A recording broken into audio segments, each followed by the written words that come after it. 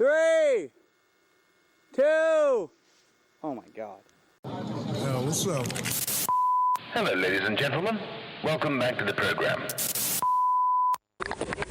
The Airtime Podcast is presented by Van Shoes since 1966. There's nothing fake about it. Have something to believe in and be yourself. You know what I'm saying? Shout out to Airtime, y'all podcast. Yes, sir. All right, our next guest sitting across from me needs no introduction, but I'm going to do one anyway. Arguably the most influential rider of all time, to some at least, for sure. Been at it for over 30 plus years. I'm going to do this just because I did my homework. So let's go over the video parts that I watched over the last couple days. This is insane. Snow, Child Games, Whiskey Movies 1 through 4, Young Devun Walsh, Simple Pleasures, Decade, Tech Diff, Little Bastards, The Revival, The Resistance, True Life, 9 Lives, Return of the Wildcats, Video Gangs, Diary, Positron, Blackout, That, DC Mountain Lab, Get Real, Still Bastards, Double Decade, Mountain Lab 1.5, In Color, Polar Opposites, Must Be Nice, X Games, Real Snow, Get Out of Town, the Underline series, 8 Mile Life, The Wildcats the movie, The Wildcats Never Die, DC Transistors, and I feel like I still miss some. And the list goes on, and so I don't know, there's like 30 video parts that I just listed right there, and I don't think there's anybody who's had an impact quite like this individual. Iconic style. I've been biting him since day one, so has everybody. Timeless. I like this one. I came up with this one. The Christopher Columbus of the Whistler backcountry. Which is, I know, some people are probably pissed right now because Christopher Columbus sounded like a fucking douche, but whatever. Yeah. One of the longest running professional snowboarders ever. I'm going to say it, the GOAT, Devun Walsh. How you doing? Thanks for coming on the show. Yeah, thanks for having me. Did I miss any video parts? Were you... I don't know. You went so quick. I was trying to think of them. Do you ever tally up how many video parts you've had? You know what? I have a crawl space with all the videos in there, and the odd time, like, I'm moving stuff around, I see, I'm like, whoa, I forgot about that movie and that movie, and there's a couple, like, hard to find ones. A friend of ours out of Jackson Hole made a couple movies with Pittman. Oh, yeah. Back in the day, and I ended up being there and shooting with them. Trying to think what they're called, but those are just some obscure other videos. Yeah, that's a heavy lineup of videos. So maybe we'll start with the biggest question that everybody wants to know. When you think of Devun Walsh, you think of style. Where did Devun get his style from? Who helped you curate what style is, why it is important, and who were the early people that helped shape this style that 3 generations of snowboarders have come to know, love, and respect? Well, I mean, it goes back to, like, when I started snowboarding. I only started because I couldn't skateboard in the winter, just because there was so much rain, and, you know, living in Vancouver, it's just rainy. You can go to undergrounds or whatever. So anyway, I was like, oh, new sport, snowboarding, I should try it. So then I just went to, like, a school, and a friend of mine had a black snow, and we tried it down the hill, and I was like, this thing it's pretty easy. We had a little jump at the bottom. You know how you do it when you start. Not even worried about turning, just jumping. So then I ended up getting a board the following season. I think I was 12. I saved up, like, from Paper Route. And on my birthday, my mom split it with me, and we drove to Bellows Fair, and I bought a canoe, Chaos. So, and then I just started from there. And then a lot of things sort of happened. I was watching West Beach a lot, and, like, I remember, like, kind of, like, thumbing through and seeing guys from Seymour, and like I think it was it Concrete Powder was around then. Damn. And but all this time I just wanted to be a pro skateboarder. I actually didn't want to snowboard. I was just doing it for something to do to keep up on the board skills. I love the honesty here. It's true. Like, so then like I would flip through the concrete powder, and it just so happened there was snowboard pictures in there too, but I would look at it for the skateboarding. Anyway, I saw like Paul Culling, and like he was always at Seymour. I'm like, oh, okay, wow. But what really shaped my style, sorry it's taken so long to get there, is a couple years in, we were riding Baker, and we were in the canyon, and we were digging out a side hit, and Jamie Lynn rides by. And we didn't know who Jamie Lynn was, but he was with Mike Donnelly, or is that the right name? Dan Donnelly. Dan Donnelly. And Jamie and a girl, I don't know who she was. And he comes by and he has no gloves on. It's the middle of winter, and I'm like,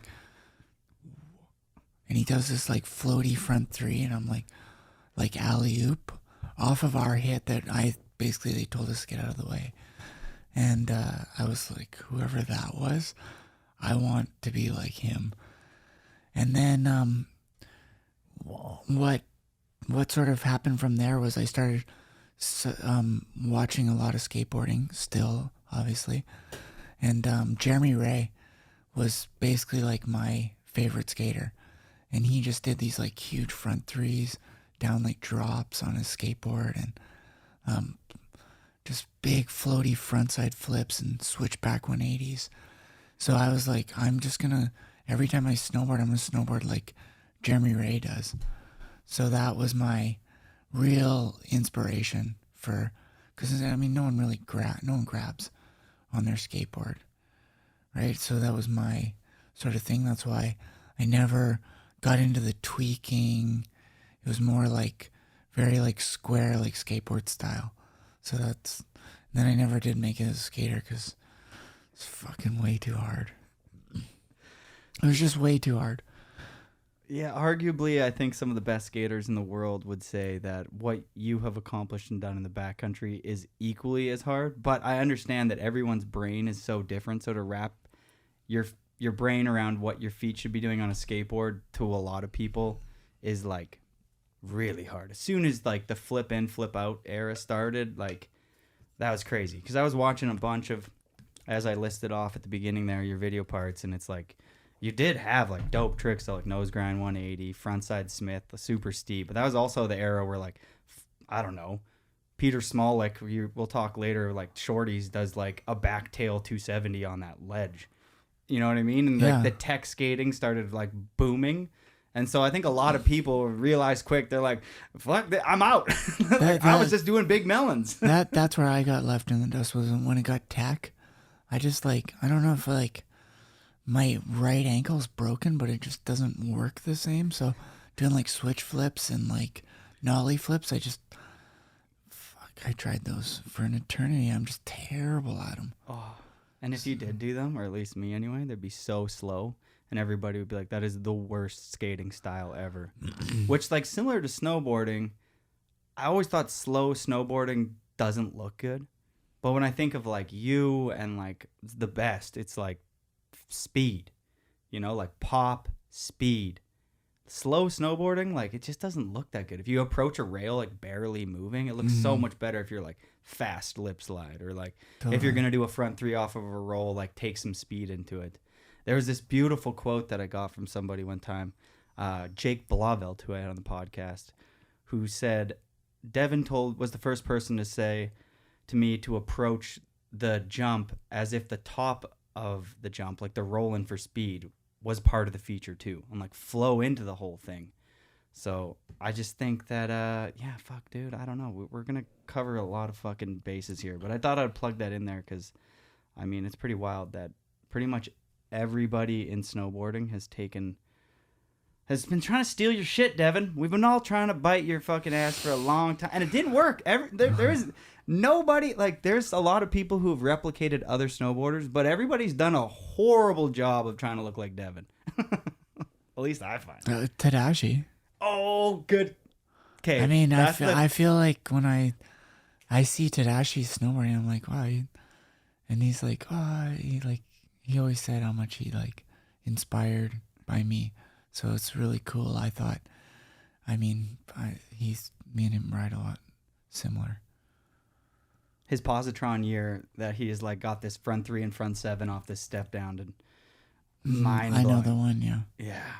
And they pan to you and you're just like tripping out on the landing. It's just like, but it's like the biggest drop to flat and it doesn't look like he should have landed. And you're on the landing like, what the fuck? How did he 7 off that thing? Yeah. Oh. We went out to like some obscure, like backcountry off the Hurley. I don't know, it's like a random zone where it really had nothing in it, but we found one big cliff. It's like an iris ad doing a back 3 tail. He switched back 180 and it was gnarly how big it was. It was just so rad. He just did it like just how I would envision it. So I thought it was rad. Yeah, well, you've mentored a lot of people. Okay, Seymour, big part of when you think of Devun, you think of Seymour. You touched on Jamie being an early inspiration. Who were the Seymour killers back in the day, and like who were you rolling around with? The idols of Seymour. Let's go like a little deep dive on the history of Seymour and Devun growing up there, which I think, really shaped Seymour, and like all of my friends that grew up there that are 35 plus now still talk about, you see Devun under the chair and it's like, damn, he invented all these hits. But like when you were growing up riding Seymour, let's touch on that little era for a minute here. That was like first place I ever rode was Seymour. I remember taking the first runs down Lodge Chair there. It's pretty rad. Solo. A lot of solo boarding. But I guess I rode there. Me and a good friend of mine, John Harris, we would always go up on the weekends. We'd build the Mystery Peak. So just when you get off the chair at top Mystery Peak, you hike over the bump and there's a wind lip there. We'd go there all weekend and just build, and it's a jump to flat. We just do 360s and flips, and that's like backs 180s. Just to get a picture here, was there a park at Seymour in this era? Like, were they building jumps, or is like there's nothing there? No, so it would have been like 80. Like, I guess it would have been like 1990, 89, 90. Damn. Yeah, it was like grade 8 and 9 for me. That's like before any hookups. Like you weren't on like Airwalk. No, I was on nothing. We'll get there. No, but like so I started there, and we like this. I'm talking like Canoe Chaos days. I had the full West Beach kit. I don't know if you've seen it. It was like bright blue with the big orange and purple knee pads. Yeah, I do. I actually know exactly. Yeah, and I had that kit. At one point, like Paul, one of the guys from the ad, he wasn't like an inspiration because of his snowboarding, but just his look. He had like a headband with curly hair. And I remember I curled my hair and like shaved the sides and got a headband. And like that's sort of, I was just trying to, it's like the surfer style.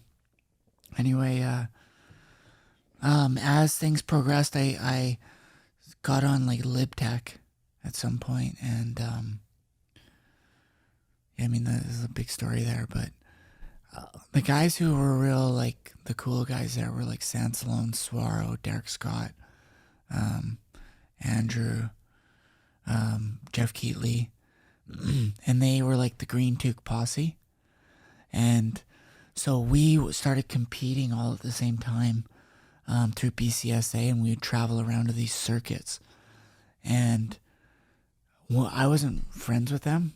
Like, I was kind of more friends with like Browner through the circuit. And these guys, Sansalon, they were so fucking cool that they didn't allow us to kind of hang out with them. And like Suaro was on LibTech, and I guess I wasn't on Lib at the time. He was on LibTech, and he was like he had that one poster at LibTech doing the frontside melon where he's all tweaked out. It's probably one of the sickest photos. Still, I had it in my garage, and I still have it in my crawl space at home. It's incredible. We got to put that in the show notes. I got to not flake on that. But those guys were so cool, and we weren't cool enough to hang with them. And then, Sansone was like, they were like the Green Toque Posse. They were kind of like the tough kids, and so we just traveled around to like all the different contests, like Hemlock, the Island, and I just wanted to be kind of part of their crew because they were from Seymour too, and like I'm trying to think, like it all kind of meshes into, but like Sansone, I think he might have been one of the first guys to start doing like late back threes, or he learned it from like maybe Warburton or. Damn. Like the ollie poke late like kind of like spins? you poke it out and then suck it back in. You know, there was a late 180. Oh yeah. But no one was doing late back threes. Yeah. And he was like one of the very first dudes, and I remember seeing him. He was just, they would ride so fast around Seymour, like bombing top to bottom, and there's one jump under the chair, and I remember Sansone just leaning it out, poking it and just sucking it in back three. And it's like whoa, like he was so powerful compared to anyone else at the time. Just really strong rider. He's probably like, when we were like 17, or this is like rad to see. So I was seeing this going, wow, man, I got big boots to fill around. Like, you know what I mean? Like, There's shit happening. yeah, and I want to be good too. Like, I love this, dude. That era is the best. When so you're it was like cool. And then Swaro was like, you know, already made it because he was on LibTech, and LibTech was making the dopest boards at the time. They were so different than anything else. So, and Sansone was on Flow from Santa Cruz, and nice. And yeah, I kind of like didn't really have any. Kind of was on like a West Beach Flow then, but I was not really doing great. So like, let's talk like, because we have a lot of chapters here, let's condense the early sponsors of Devun. Like, who were your first like 3 or 4 sponsors before we kind of flow into like, well, the debauchery at whiskey?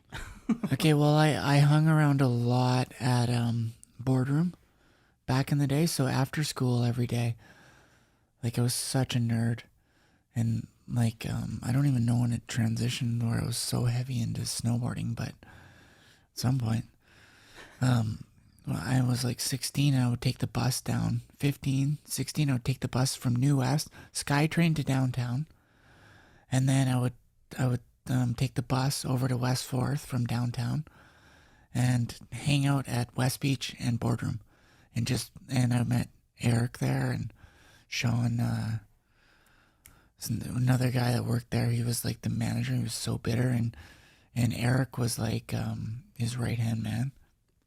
And I would just hang in there and ask questions, like, "What's up with the new board? And what's up with this? And I saw this. Someone cut the nose on this. What do you guys think? Is it gonna void my warranty?" And it was just like, you know, I was just that total geek. And Should I T-bolt my board like everyone else is doing it? When Progies came out, it was like the West Beach Progies. It was like, should we T-bolt them and put them on? Like, what do we do? Like, but yeah, so then I got a ride. I probably annoyed them enough that they started giving me like some flow with LibTech. And at the same time, I had made a video that a big sponsor me tape, and it was like 45 minutes long. And we took it over and we gave it to Chip Wilson, me and my best friend Alex, and another guy Frank, and John Harris.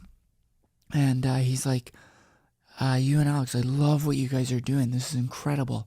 Here's what we're gonna do." Chip Wilson, he's always like a businessman.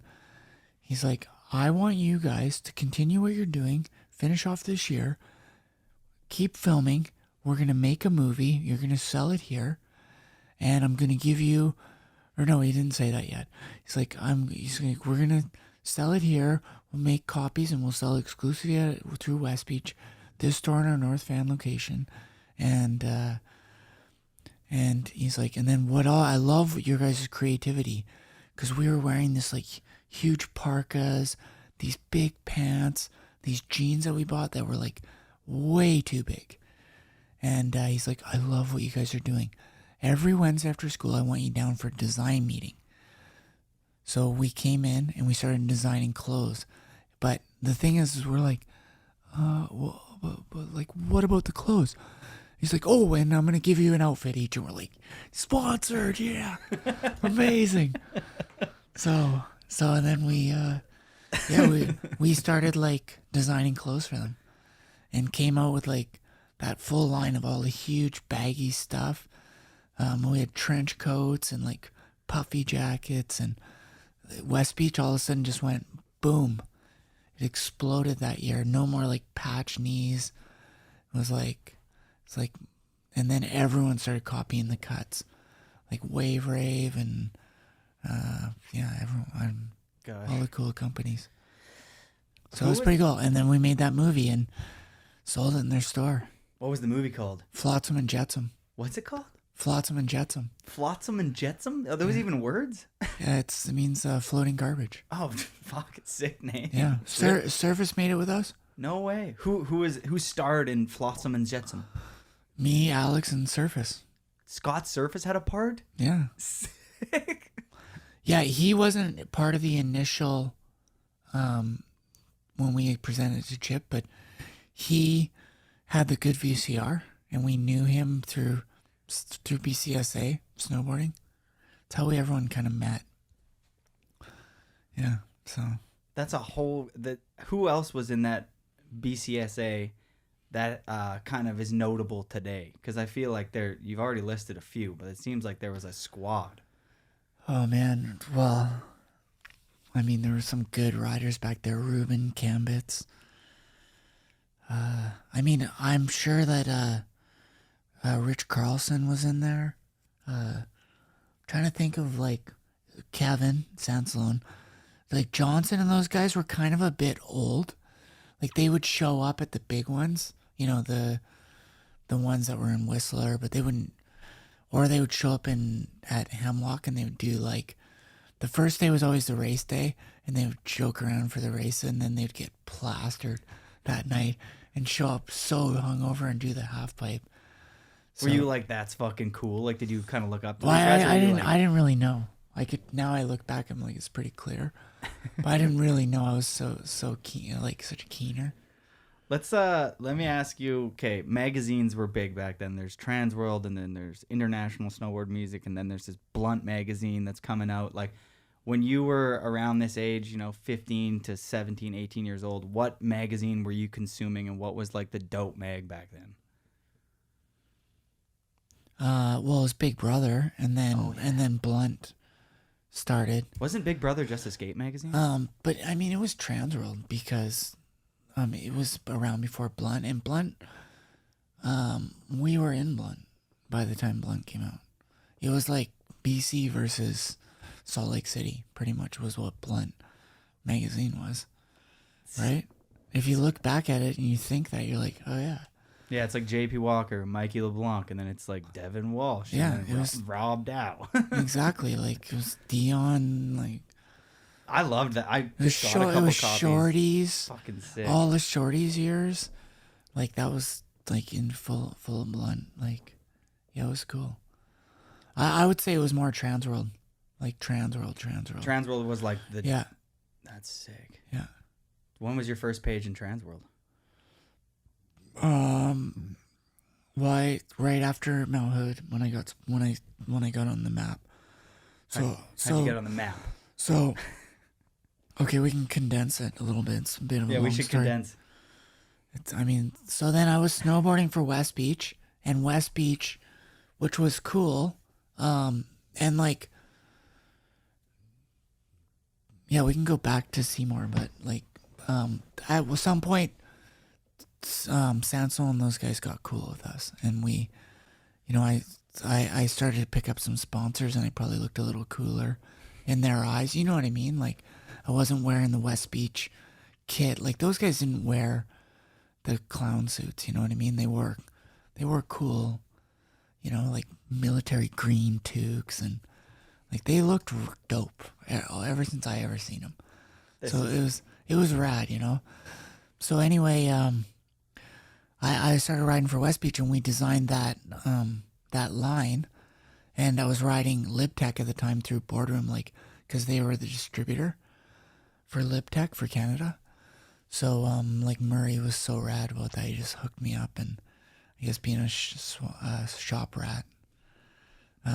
That's how it unfolds for the rats, though. Yeah. It works. So what had happened is we designed a line, and it came out the next year. And I wasn't even on the team, but they gave out the clothes. And this is when, like, Roan Rogers was on the team. Boyer, Kevin Young, was Maury on there? No, Dano was on there, but he also shot. I'm trying to think who else was there. Was Anthony Vitale the team manager, or that was later? Yeah, he was. Sick. I think he was. Anyway, Jason, anyway. Jay Gunzik, that's what I'm thinking. Anyway, so then we had to shoot all of the clothes, and they were going to shoot it at Whistler, and I wasn't part of it but I had designed the clothes, so I was kind of like, they were kind of like sprinkling me and Alex in to sort of like, we knew about it, but we weren't invited to go shoot. Maybe we could come up and watch a day of their team shooting it, you know, the A guys. And it was really weird because it was super cold, and all the good snow, and it was even cold in the village, had blown off the alpine, and it had settled in the trees. So everything from like Wizard down was amazing, right? Like the lower half. But there's like it wasn't great snow coverage here. But Seymour was bonkers how good it was. It was like wind drifts everywhere, blue skies. And me and Alex are like, well, you guys could shoot it at Seymour. It's insane right now. The jumps are incredible. And they're like, well, no one knows of any jumps. And we're like, well, we could show them all the jumps. So then we show up there, and the first day we take them around to the jumps, and they're like, well, we don't really see the jump. And so then, like, I'd be like, oh, it's right here, and I'd blast it, and they're like, whoa. So then Dano's shooting, and he's like taking photos, and he goes in after the first thing. He's like, you need to give Alex and Devun clothes. Like, they're like as good as the team guys. And the Chip's like, okay, sure. Like, so they give us a set of clothes. So we go out next day, and me and Alex just like, then we start to like do all our tricks, and they're like, whoa, these guys are sick. Like, they got all the moves. So, and we had seen all these guys doing the tricks in the videos, you know what I mean? Or wherever from the lifts, wherever we've seen them. And the guys are like, oh, we only did that once. Like, we can't. And I'm like, oh, I've been working on it. Like, you know, just like a kid now who plays like Tony Hawk Pro Skater probably was like, I got to learn that trick. And now it's a reality. So Totally. So anyway, yeah, it got like full ride on West Beach coming out of that. And then Boyer's like, you got to get on Barfoot. And I was like, all right, like it just started filling up. And then Boyer's like, you got to come down to like, shoot with, it's the Source, like rap films in Big Bear, and with Dale and the whole Joyride team, Russell, Jason Ford, and then Jamie Lynn was there. It was insane. And next thing you know, like I went from shooting the catalog in December, and in March I'm riding Big Bear with those guys, and Dano was shooting, and it was crazy. I was like, all of a sudden, like things started rolling in that summer. Sluggo invited me to drive him to Hood for the Airwalk photo shoot. And Tim Short was the team manager. He's like, don't bring them. You can't bring people. You don't just bring people. He's like, trust me, you're going to like him. He's like, don't bring him. I didn't know any of this till after. He's like, well, he's my ride because Sluggo didn't have a car. He's like, he's my ride. Sorry, Sluggo was on the team too during the shoot. Anyway, he's like, well, he's my ride, so he's coming. So anyway, we show up there, and next thing you know, I'm on the A team. I have the first ad. So like, and yeah, it was. Wait, it was the really first cool. ad went to you? Of the year. Wow. I walked in with nothing, like not even. I got told not to show up, and I stayed in Sluggo's room. And by the end of it, had the first ad of the year. What was the ad? What photo? was it? Front three tail in Transworld. Damn. With the John Boyer Astro Boy board. Yeah, it was pretty sick, and I had like these Bull A goggles that were massive and like spiked hair. It was pretty rad. Do you feel like you had like imposter syndrome when this was happening, or you're just so young, you're kind of naive to it, or did you feel like Yeah, I this was is like, fucking crazy and like I just got the first ad? This is nuts. It's kind of like my parents were leaning on me. Like my dad's like, you know, Subway's hiring. Like you should probably get on. I'm like, I think I kind of got something figured out here. This is grade 12, by the way. You're like, yo, I'm No, this is grade 11. So, and I'm like, I think I kind of got stuff figured out here. And my mom had sort of given me an inheritance that I inherited from my dad that my grandma had given to my mom to give to me when I was 18. And she gave it to me a bit early. And my mom's like, we're just going to ride here. Here's so your dad passed? when I was younger, like 8. Oh, wow. And she's like, we're just going to roll with it. We're giving you 10 grand.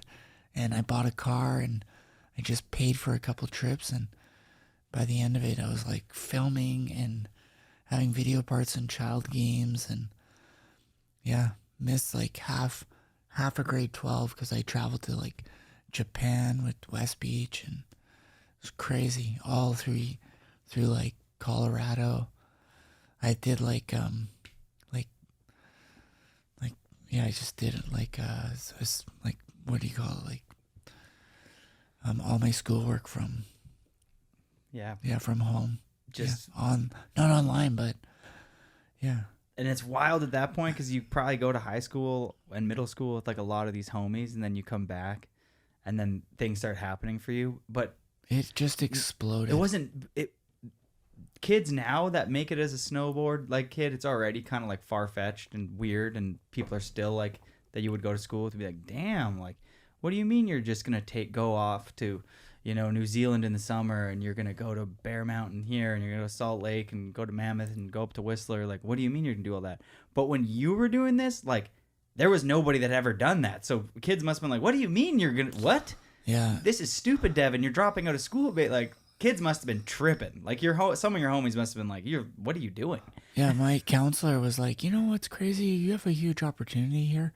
And if this was academics, we'd be all over pushing them.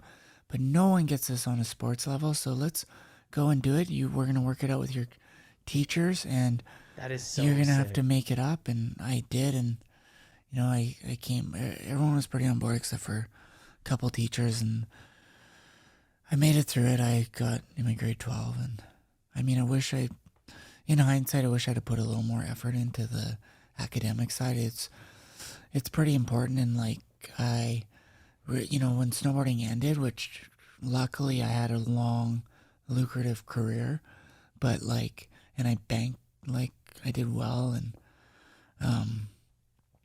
just like me and my wife have ham and egged it nice since then. But now it'd be so nice to have a career to fall back into or something. You know what I mean?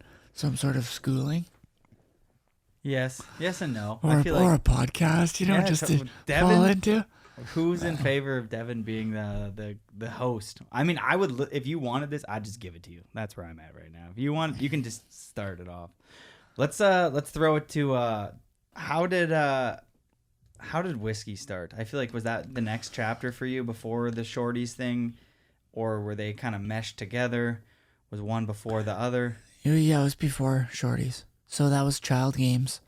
So I was in grade 12, and I just went on a trip to down to not Utah, but I had filmed with Mouse for the year of child games.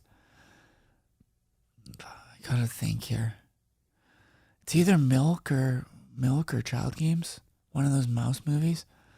whichever came first or second. It's like, I mean, we're talking 30 years ago. 30 years ago. So, but anyway, I was not on Shorties. I was just started filming with Mouse, and I was down at Mouse's, which is Jamie Mossberg. He was like huge inspiration in skateboard filming and photography. He was a staff photographer at Transworld, snowboarding and skateboarding. Massive guy to get in with. And Sluggo was the hookup there. Like Sluggo, I mean, there's lots of people who sort of molded my career, but Sluggo kind of single-handedly like introduced me to all these people, and like him, Boyer, they really kind of got me to the next level, if that makes sense. So like, just from this like kid at Seymour to like, and they all brought me in under their fold and were like, this is the next kid, like you need him.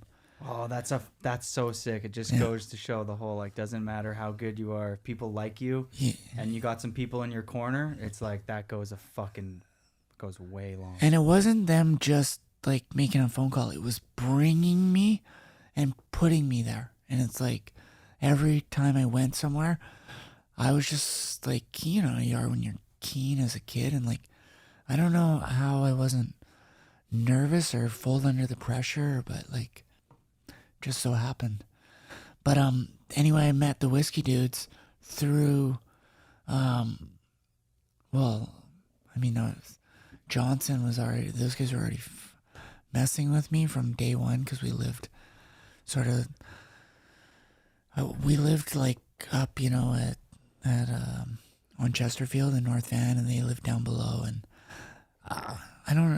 we've kind of knew each other through BCSA, and like I started to like take off with this career filming with Mouse, and I don't know if Johnson was like jealous, but he just started like kind of picking on me. He didn't like Rob Dow, who was my roommate, so he was like, you just do shit. Like I was making money, and I put like Dayton's on a Honda Accord, and one day he came by and broke my window and took off running.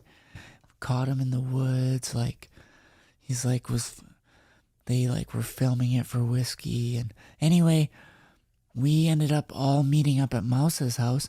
Johnson and Kearns were using all their Mouse's equipment to like edit, and I was just like the keen kid sleeping on the couch, editing, skating, hanging, and they were finishing doing all the like in the Vaughn's parking lot trying to break bottles.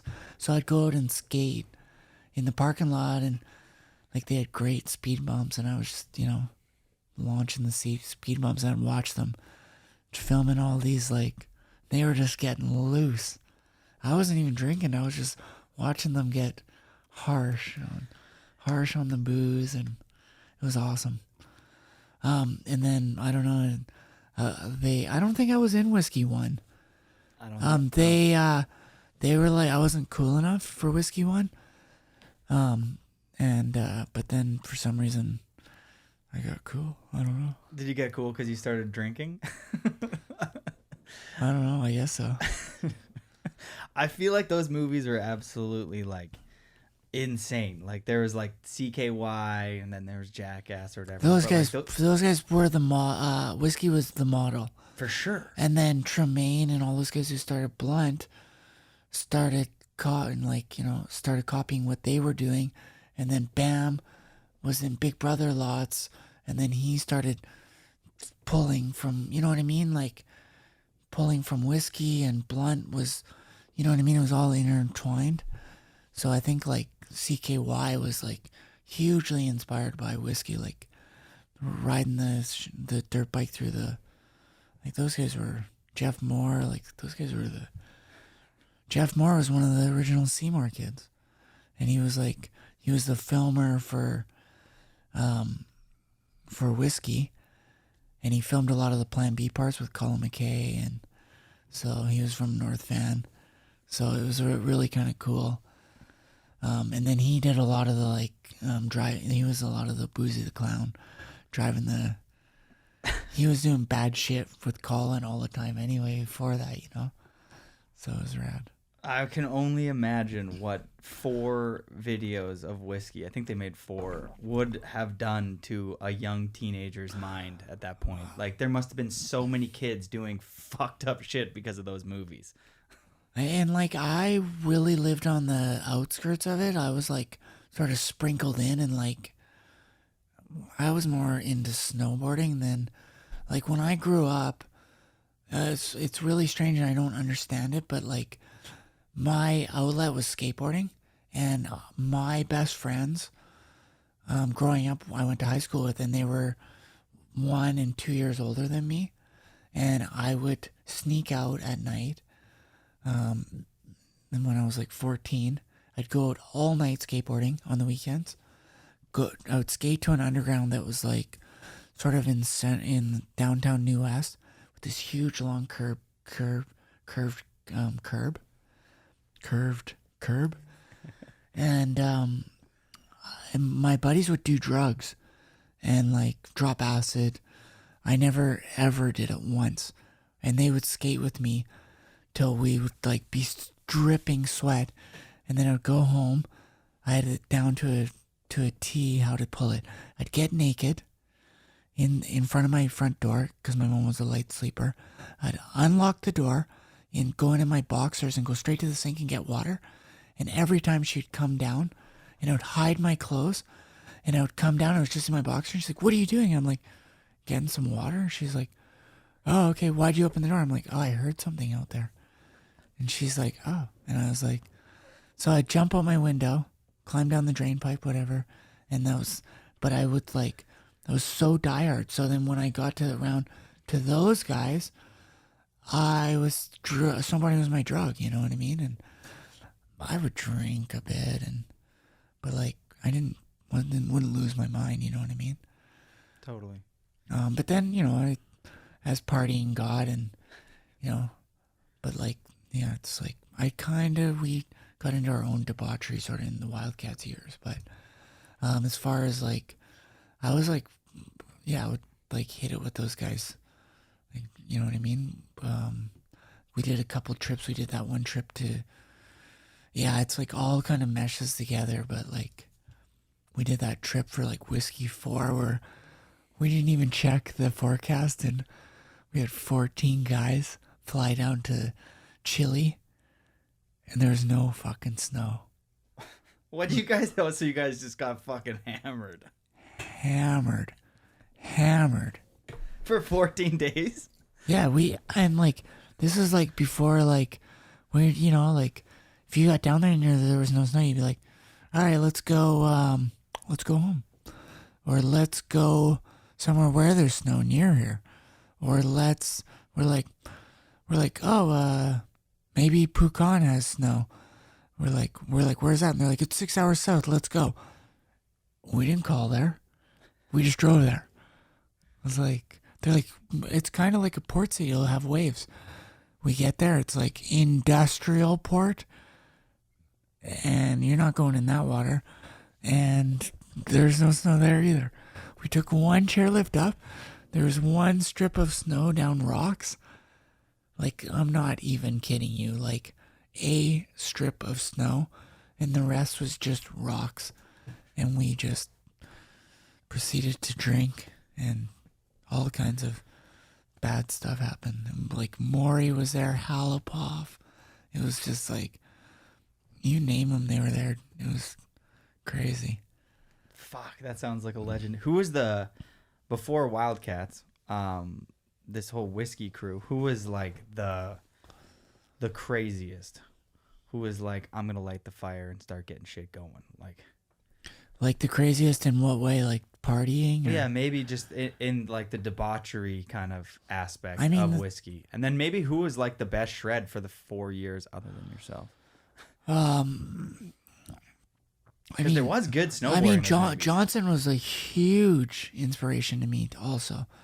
Like, I don't know if you remember one of those early movies. Maybe it was Hard, the Hungry, and the Homeless, or one of the early Mac Dog movies. There was a couple shots on Seventh Heaven, and Johnson had the Canada gloves, and he has these pair of gloves, and the shot is like, it's a shot of his gloves at his waist, and it pans up to his face, and it's him and Jamie Lynn hitting this one hit on the side of Seventh Heaven, about halfway up about where the wind gates are, but halfway up about where the tree line starts, there was this carved out hit, backside hit for regular foot. It was about a 50-foot gap to like a little tranny finder, and Johnson back fives it kind of the hard way. And I remember like, and then Jamie does, I can't even remember what Jamie did, and like, just because I remember how good Johnson's back five was.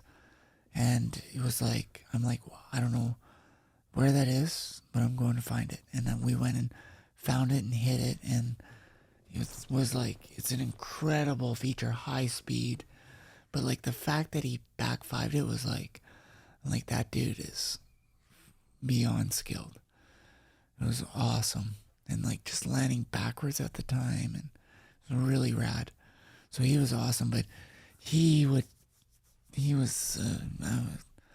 a heavy, like, he made shit happen all the time filming for whiskey. It was pretty rad. Halapoff was pretty crazy. Kearns, obviously. I love that story about Johnson there, because the way you described that, like, he found this spot, he did this crazy gap that was like, we couldn't even comprehend going that big, and then doing it kind of hard way and landing switch. That's literally so describes your whole career to everybody else. Like, where did Devun hit this feature? We should go to that feature. It's on the side of the run, which is rad, right? And he's not going like 20, 30 feet high. He's going 5 feet high, but he's going 50 feet long, just like skimming. It was so sick. It's like Dakine Gap. Yeah.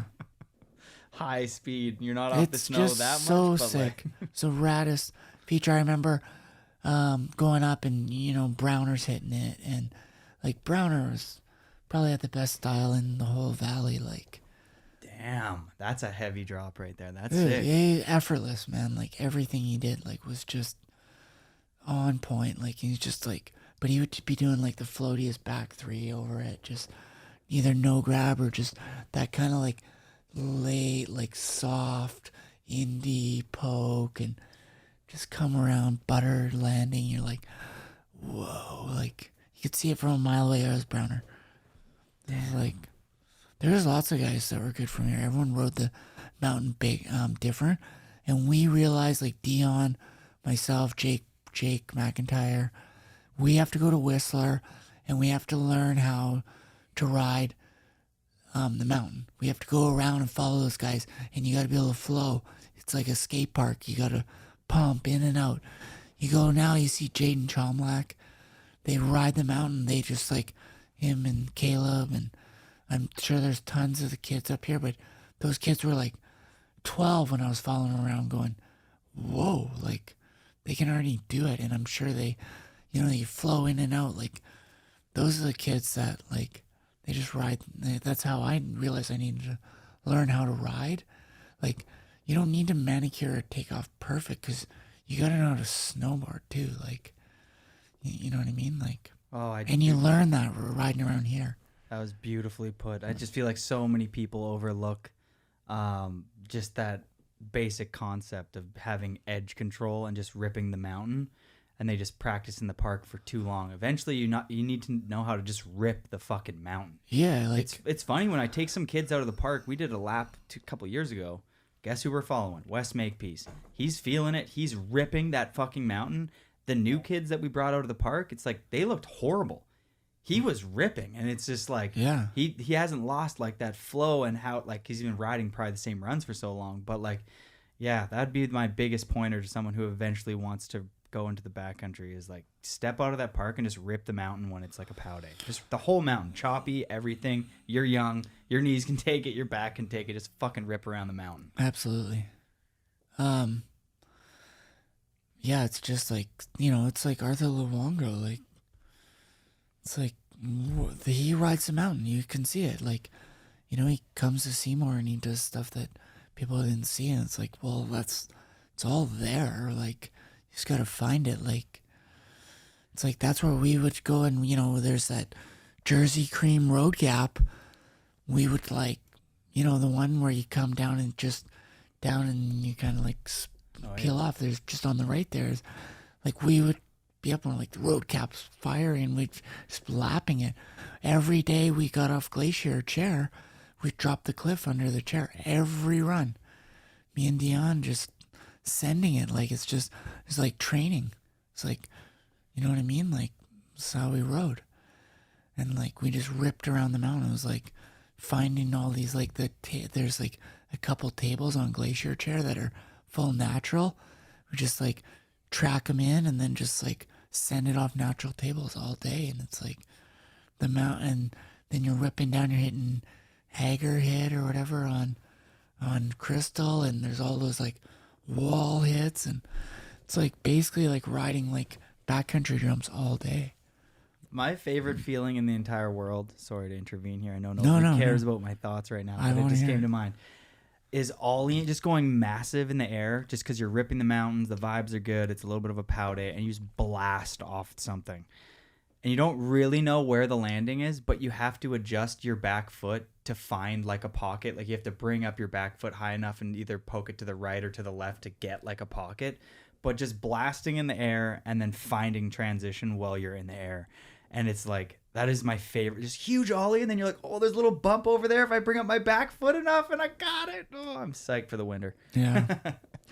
Let's zip this to an important chapter, one that closed kind of, well, it was unfortunate because I thought it was the dopest thing ever.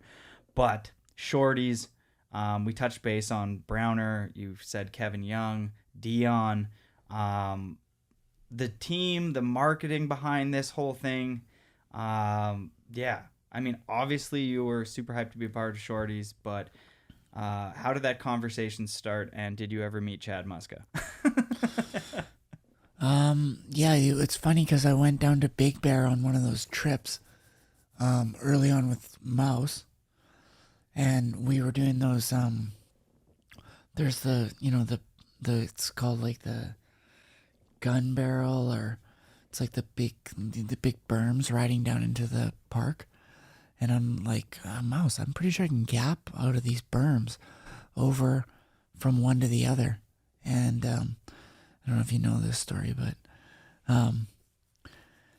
there was tons of pros there that day, like Gucci, I don't know, like just Bobby Meeks, all the like locals of Big Bear. Brian Thien, Dave Downing. Yeah, exactly. And I just gapped that thing and out of the like berm to the backs of a berm, and people were like shocked at what was going on. It was called the Outlaw Park, and I remember Gucci trying to hit it and slamming. Then I'm like, oh, I can spin it for sure. So I front three tail grabbed it, and the dude from Shorty saw it because it was on the cover of Blunt, I think. And he's like, called me. He's like, you're my guy. Like, I'm starting a snowboard brand from Shorties. He saw you do the gap. He saw the photo and he called me. He's like, I want you as my main guy. You pick the team. He's like, I'm starting a brand and you're my guy. He's like, I'm going to pay you $2,500 a month cash US. And I was like, I had no money then. I'm like, done. And he's like, I went to like Never, who I was riding for. I'm like, I'm done. Because they were giving me 2 boards a month to sell. And then whatever boards I needed, I'm like, I'm done. And they're like, what? And like, and I just got all this like footage for them. These like all the cover over that gap, like, and they're like, oh, we're gonna pay you. We have first right of refusal. I'm like, I don't want your money. And they're like, but you're here and we make your boards and we're in Vancouver. I'm like, but I'm a skateboarder, and Shorties, which is skateboarding, is offering me the money. So I'm taking the money. And I'm like, it's not even negotiable, because now I'm like going to my like everything I want, right? Like Shorties is already like, they have like they already like so into skateboarding. They're all of our big brother. I mean, I don't know if people know Shorties, but it was like the marketing was next level. Like they had like they had their like bushings were dodos, their Shorties hardware. They had Rosa was like their like hot girl. Like they buried her in like bolts, like just when she was naked and you couldn't see any of her, but it was just like all these things, just the marketing was so great. So I was like, I don't even care what they didn't have boards yet. And they're like, anyway, so I went down there. Tony called me and I was like, I'm in. And I got on there and it was incredible. He got the first round of boards and they were probably the worst boards I've ever ridden in my life. They were from Worse than the Form first batch. Though. Oh, they were right off the presses from oh man, what's the place in Austria? The big manufacturer it'll come to me. But they were just terrible, straight off the rack, and never was nice enough to see the business opportunity. And we said, hey, can you make our boards? Like option. So they made the Shorties boards for us, which was amazing because we had all the super nice designs that me and Rob had just worked on, and like Rob Dow. So then they made all our boards, and they were incredible boards coming out of there. So that was an amazing thing. And you picked the team? They were like, yo, Devun, you're our main dude. And you're like, how old are you at this point? 18, 19? Yeah, 18 or 19. 18, 19, some homie sees a photo of you. Yeah. I would do anything to hear that same story today. Someone sees like a young ripper at Baker and they call somebody like, yo, Cannon Cummings, like, you're really fucking sick. Like, you're going to be the main dude. We're starting a brand. You pick the fucking team. Like, what? I mean, yeah, it was cool. I mean, I guess I did something that it's kind of like someone coming here and going to the Black Park and like taking off one table and landing on the backside of another one. You know what I mean? I mean, that's not possible, but you know what I mean? It was someone had done something that was like, no one had ever seen that before. Like, I remember hearing Dave Craig went down there. You know who Dave Craig is? I know the name. And Browner and Mike Frost, which is a guy named Junior. The three of them moved down to Big Bear, and they were all of a sudden uber pros. And they were just sort of like, I mean, Browner was Browner, but, you know, he's a really good rider from around Whistler. But he wasn't the best, but he was really strong, and he was 17, and he was good. He went down there, and he was like, these guys are sick. Like, they're insane. They're better than most of the pros down here. Because these guys are riding these, like, little parks, and up here you're riding, you know, you go down there and you're like, what's this little tabletop? You know what I mean? Like, the scale was so much smaller. So, anyway, that was, like, after Roadkill had already come out, and, like, Gucci was, like, a legend from Roadkill, right? Like, those guys had traveled in Brushy, and they did all those crazy. Anyway, yeah, back to Shorties, and then he had already had his finger on, like, Tony had already really liked Kevin Young, and I'm like, dude, Kevin would be incredible. He's on West Beach with me. So then we got him on, and then I'm like, the Chris Brown, he has like the best style, and I got along with him great. I'd always come up and ripped with him, and I hung out with him lots, even before. So then that was awesome.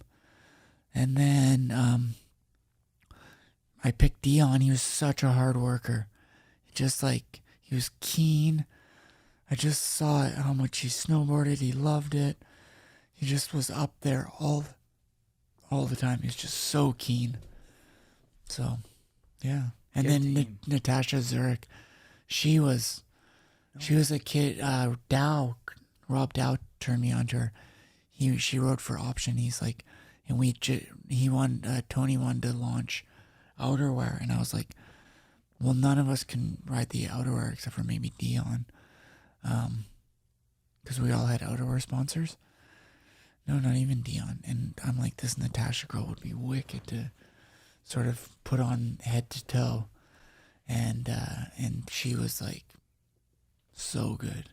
Yeah, that's sick. Because I did a couple shoots with her way later in her career when she was like Burton's biggest pro after like Victoria, and like, she was fucking so sick. Yeah. So she came up with us a couple times. I don't know. Damn. I don't think she liked us very much.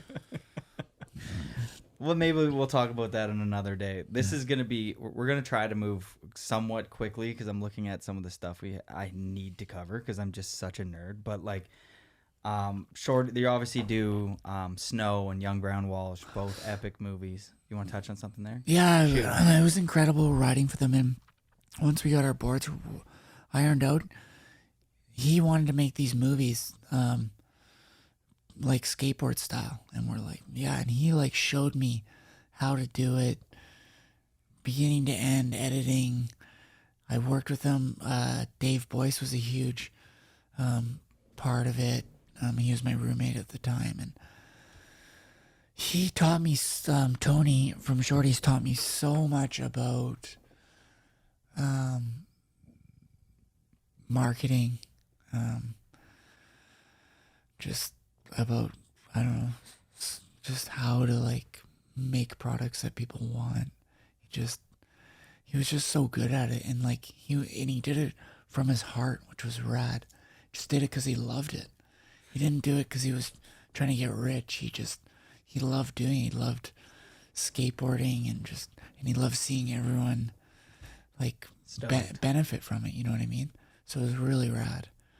So I spent a lot of time in Santa Barbara at his house, and it was rad. It was really rad times. I skated all summer. Then he got like and he would always involve me. He loved the fact that I skated, so he'd film me all the time, and he put me in the church's skating movies as like a skater. He'd put me in like all the movies. It was rad.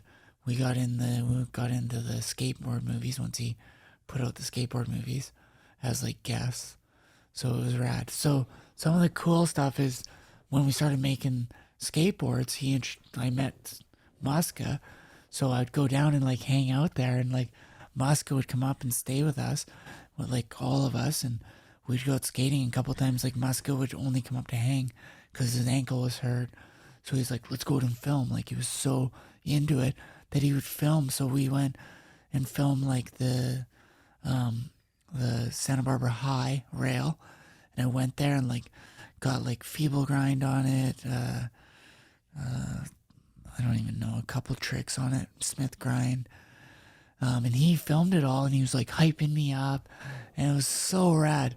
Went around to all the spots.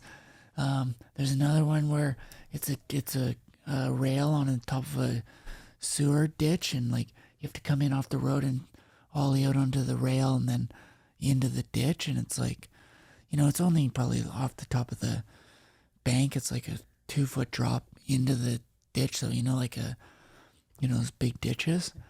So yeah, and like he's like, you can do this, you can do it. He's like my hype man. It was awesome. Those shots are used in a part, the front Smith and the back 50-50. Yeah, I think they're in the Shorties movie. Yeah. I remember those shots. Yeah, the back 50 into the ditch is super, like, yeah. Everybody was ollie into ditches back. That got like really popular then. That clip was sick. Yeah, he Muska filmed that. Yeah, shit? he coached me through it. Damn. Yeah, it was rad. Was Muska dope? Did you enjoy your time? Yeah, with insane. Chad Muska?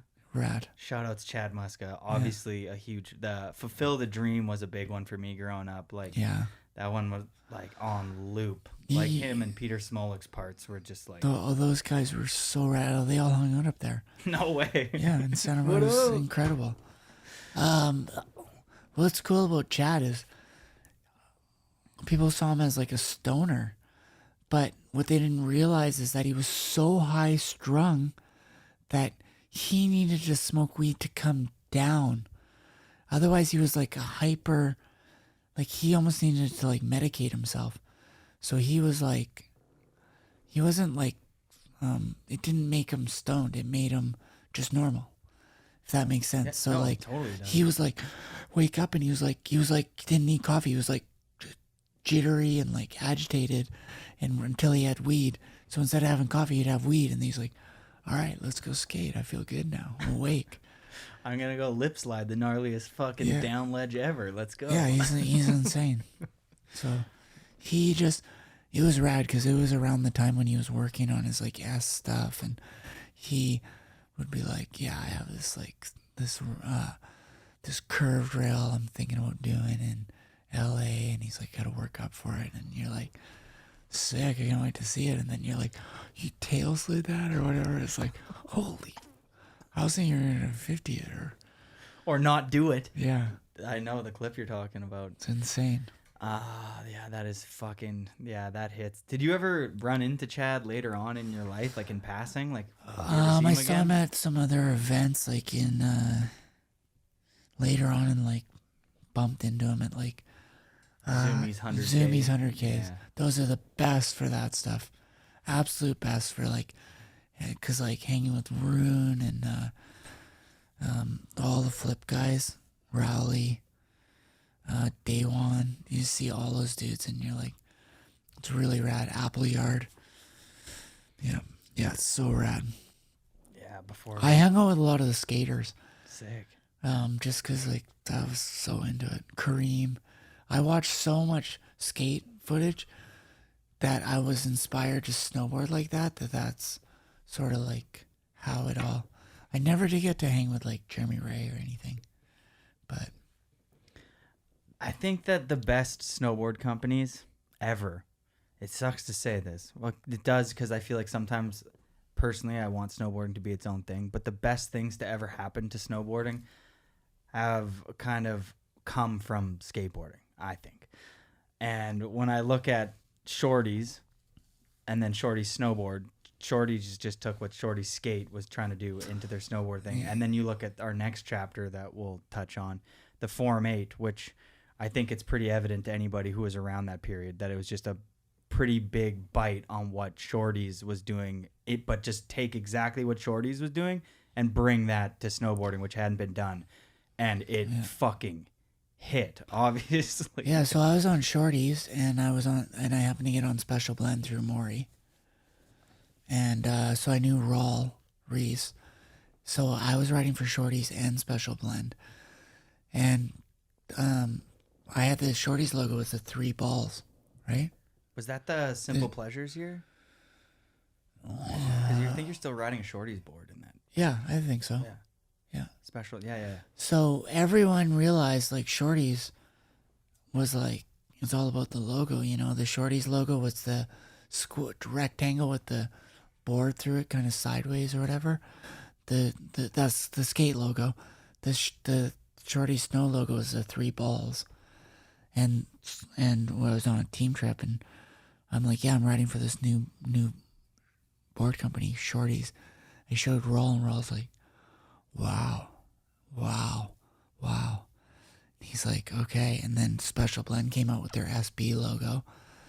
And then Iris, at the time we launched Iris, like our goggle company, and we came out with like just a heavy like logo, you know, like it was, I don't even know what you call it, like a Bird wing. yeah, bird wing. I don't know. And then Forum was gonna come out, and I was still on Shorties, and they're like, I was at X Games, and they're like, Peter and JP, or I don't even know if JP was on it. It was Peter, Bjorn, and Duffasy are gonna launch this line, and it's got a big logo presence, and I think they were talking to JP at the time, and they're like, you need to make a decision here. You're on Special Blend. You should come over from Shorties and start Forum with us. And I'm like, I don't think I can. You know, Shorties has been really good to me, and I love the skateboard aspect, and I think it also helps you at Special Blend because you're getting a lot of extra coverage. You know what I mean? Out from sort of under your wing. And I don't know, the skateboards had just started, and Tony sort of fell not out of love with snowboarding, but he didn't have enough time to do the snowboarding and the skateboards and the hardware and the church of skating, and he sort of didn't focus on, and I kept calling him like, hey, we gotta talk, like, I got this other offer, like, what do you think? And he just wouldn't even pick up my call, and I ended up having to, like, say to Rawl, okay, I'm in, like, I can't get a hold of those guys. I don't even know what the future holds at Shorty's, so I'm gonna try this forum thing. And, yeah, it seemed to work out. Yeah. I mean, it was a shame, though, like, my heart was really at Shorty's. But it's not that I didn't want to do the forum thing. It's just I loved where I was at with Shorty's. You know what I mean? But it must have been pretty. I'm imagining if I was Devun, there's, like you mentioned, Jamie Lynn, but then kind of after Jamie, as far as being the next like GOAT, was Peter Line. At least from my perspective. And if Peter's coming up to you being like, I want hand selecting you to be a part of this new thing, although for obvious reasons, it made a lot of sense for you to want to stay with Shorty's. Huge opportunity, be a part of the skate. They're obviously probably paying you well. The videos have been sick, so why leave? But they don't answer a month or two of phone calls. It was I think more you made than the it right was play. like months and months. It wasn't a month. You made the right call, though. Yeah, given the circumstance. Well, and I didn't know what was going to happen at Shorty's, right? Did he ever follow up with you and be like, "Yo, this is what would have happened"? He followed up after, and he's like, "Yeah, he's like, honestly, I'm just busy and." That's not what you want to hear. You know what I mean? Yeah, I knew what was happening, I got it. Sucks to have to do that, but... All right, so then a huge chapter here, which I think is what really launched you onto the global scale. You got an opportunity. Is it first year with MacDog Simple Pleasures? Or you had clips and other things, but like Simple Pleasures was the standout there, or you're rolling through your No, head? I think I went through, like, Simple Pleasures, I had a full part. Yeah. I had kind of, like, been on his radar, and he kept inviting me. And I remember I maybe went the year before Simple Pleasures, and he's like, come out. And I went and filmed with him, but this snow wasn't good. We went to Utah. It was just, like, it didn't really work out, if that makes sense. Maybe I had a clip or two, but he didn't like to put clips or two. He wanted to put parts. You know what I mean? Like, he wasn't really rolling big with the guest stuff. Is Simple Pleasures the one where I'm like, deluxe? No, that's Decade. Simple Pleasures Yeah, is the one that you do like, off the top of my head, you do a crazy cab 7 into like this like step down into like a chute where there's trees. It makes no sense. Yeah, that's at Brighton. That must have been That was supposed to be a cab 5. It looked. I just went a little too fast. But yeah, like that. I just like something didn't. I was filming with Whitey, and Rawl kept saying like, you need to get in with MacDog. Like, he's just a little bit bigger than Whitey, a little bit more polished. We're spending a lot of money there. And I'm like, well, I like going with Whitey. Like, I like the vibe. Sort of like what I got going. And then it just like, I mean, I could see that MacDog was putting a little more money towards it. You know what I mean? Like, the production was a little bigger. Distribution was a bit bigger. So I eventually figured out I needed to be over there. I mean, it wasn't a bad call. I mean, you went through a bender of MacDog parts, but that Simple Pleasures opener was I think like a huge one for you. Like, yeah, on a global scale. I think it's tough. I think I filmed a little bit the year before, and like I had these weird things where I would pull weird stuff. Like I filmed a bunch in the canyon at Hood with Ross Steffi, and like they would build these step downs in the spring. And like we would hit these giant step downs in April when there's not even POW. It's just like scraped. It was the weirdest thing. And so he would call me and he's like, dude, tomorrow's going to be epic. It's clear. It's going to be warm. I'm like, what time do I need to be there? And he's like 8. And I would like leave at like 3:30 in the morning. I'd drive, bomb it down there in my Dodge Ram, roll in the parking lot at 8, throw on my snowboard boots, and then I'd film like 6 clips. And he'd be like, I'm like, what's tomorrow? He's like, weather's coming in. I'm like, all right, we'll see you later. And I'd drive home and get partied and like, you know, just be back at home. And it was like, it's bizarre. Dude, we pulled a couple with Whitey where he's like, I don't know if you guys can be here at 6 in the morning tomorrow, but if you can make it happen, me and Dow jump in the car at 6, drive all night with like doing no-dos overnight through the pass, roll into Einstein Bagels in Utah, drive straight to the hill, drink out of a flask, take more no-dos, launch stuff, film all day, and then either stay the night or drive home. Wow, and just get clipped up. And then, like, we wouldn't even get drunk. We'd just even keel with no-dos and a little bit of whiskey. What's a no-do? No-dos, like a pill, like a caffeine pill. Oh, never heard of You it. just pop them like they're at, like, truck stops in the States. It's like 2 pills. Wouldn't even drink coffee. Just pop those things. And then, like, drink a bit out of a flask for fun. Send it off stuff, film for Whitey, and then rip home. It's like the weird, I don't even know how we did it. I rarely stayed there in Utah. I'd pull day trips.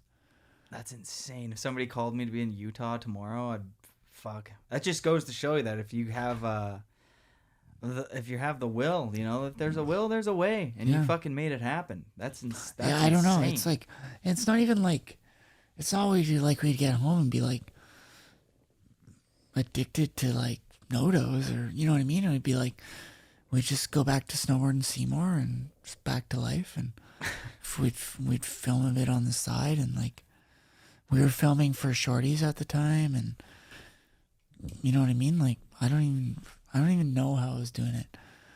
Like, I'd film for shorties for like a couple weeks, make a whole video part, and we'd just meet up, like a cute drive up. We'd film for 2 weeks at Whistler and Seymour, and it was like, you go out whether it's snowing, raining, sunny, film, whatever you're filming, you find something.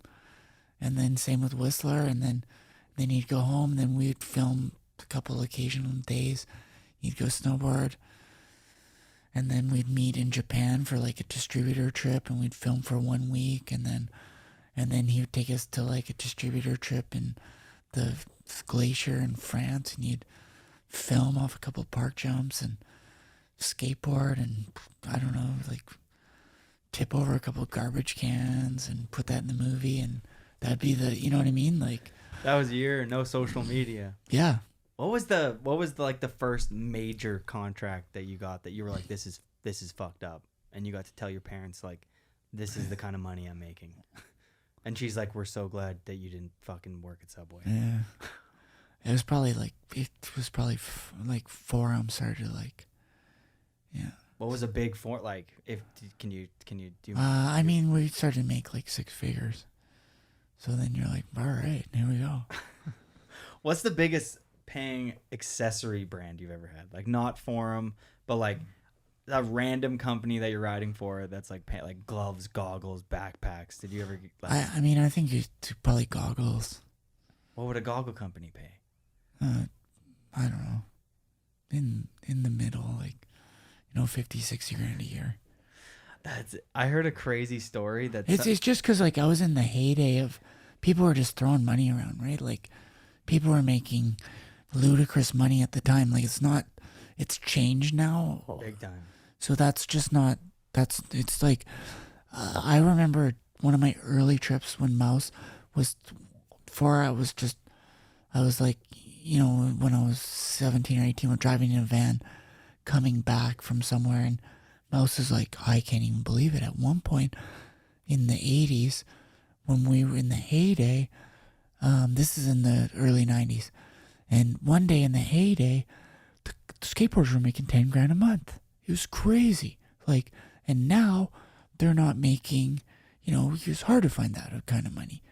So he's like, it started, no one was making anything. All of a sudden, these guys, Christian Hosoi, these guys were getting flown around Tony Hawk. They were making massive amounts of money. These demos, they were just getting thrown money. 10, 20 grand a month, no problem. Like, and he's like, now it's like everyone's trying to like just, they want to get a shoe and, try to make some money.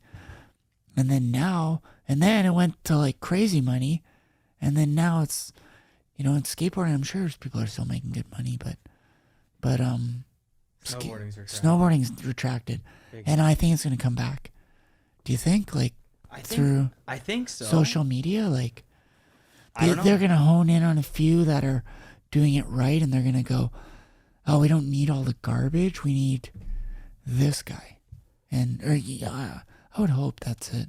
But I really hope for the sake, because it's like I have a good idea of what AM kids make, and like some of the best up and coming snowboarders I know right now that are just like on fire actually get like $0 to $5,000 that are like the modern day, like, Chris Duffy's and Bozung's, like the biggest up and coming AMs like on the market, and it's like they're getting nothing. And then some might be getting like $1,000 a month with all of their sponsors combined. Right. And then like pros make anywhere from like 20 grand to like 100 grand if you're at the top tier. And then like the biggest of the big, like, the Mark McMorris. There's 6 guys who are making, they have car deals and totally. But like there is no middle class in snowboarding anymore. There is no like if you were like not the biggest super pro, but like a really respectable pro, like a Dion or a Browner, it's like there is no money for those people right now, which sucks, because a lot of those people have like the flavor and the creativity and the unique styles that we all want to watch. Yeah. I don't know how do we change this, Devin? How do we save snowboarding? Well, I just feel like it's like the ebb and flow. It's like, and it doesn't seem like there's a lot of money getting put back into snowboarding, right? Like, well, not a lot of boards are getting sold, or maybe they are, I don't know. But have you ever thought about starting a snowboard company? It's sure, right? But it's like, I don't know. I'd give you money. Thank you. Whatever you're making, I'll buy and I'll promote. I think for me it's fun, like just being a part of Wired with Dow, and sort of like having like an ambassador role there. I think like, maybe I was thinking maybe there's some room for, I don't know. There's room for a new Some company that's done right.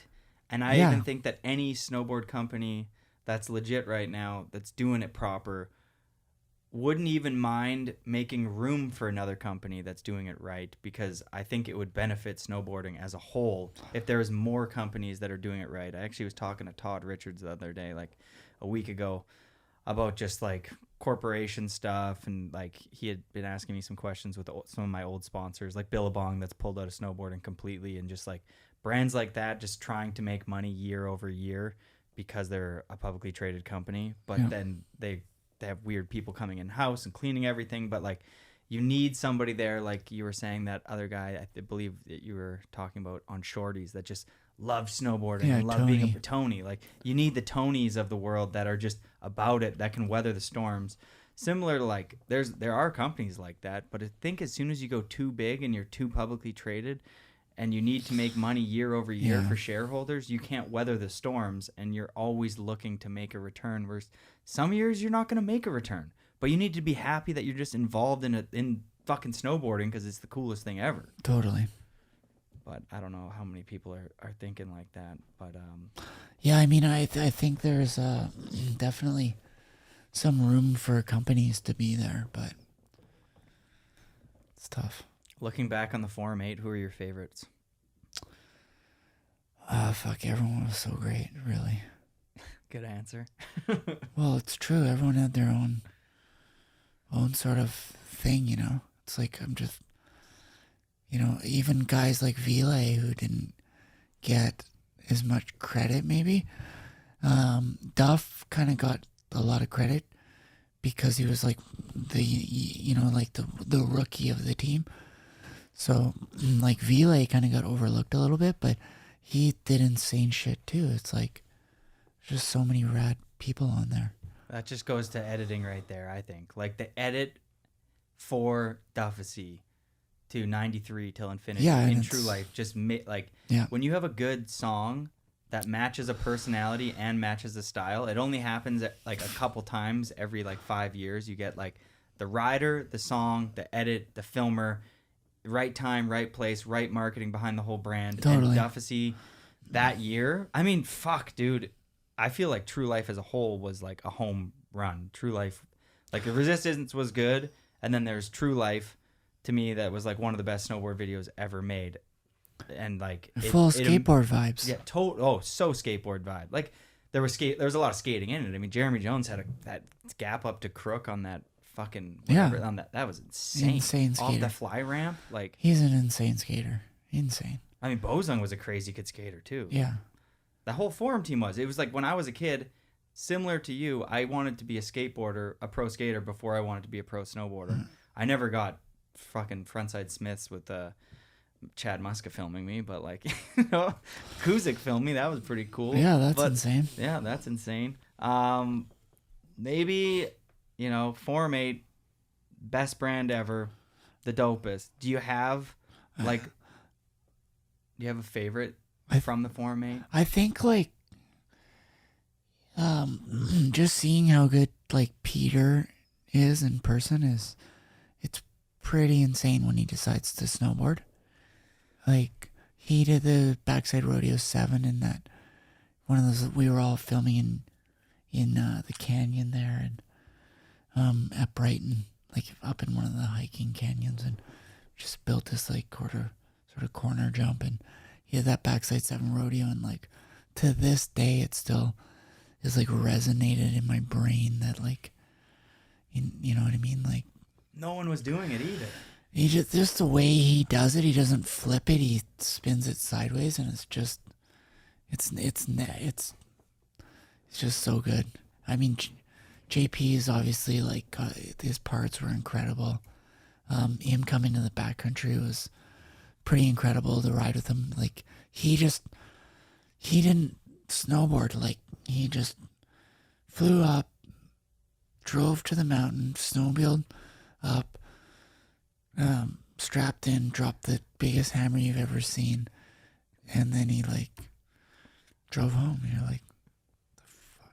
His backside 10 tail down for him. Step down. Yeah. That was like, that was late in his career. That too. was basically one of the most fucked up things I've ever seen in my life. Like that looked like it was out of a video game. I don't even understand. I can't even comprehend. It must have felt so fucking good. That clip was insane. Yeah, it must have felt like. But he also had crazy, like he had the Devun inspo where like JP always had a crazy switchback 3 off of something fucking massive. Yeah, and would go big, proper like boxy style, good switch stomp. That's one thing I'll say that the Forum 8 really put in is like the style component was there for each rider. They all looked different, but everybody had to keep it tight. You know, it's just like you were going. There's a, especially just because everyone's filming with Mac Dog at this point, pretty much. But there's like a certain level that you have to be on to hang, and if you're gonna be a part of the most like heavy hitting team of all fucking time, you kind of have to show up.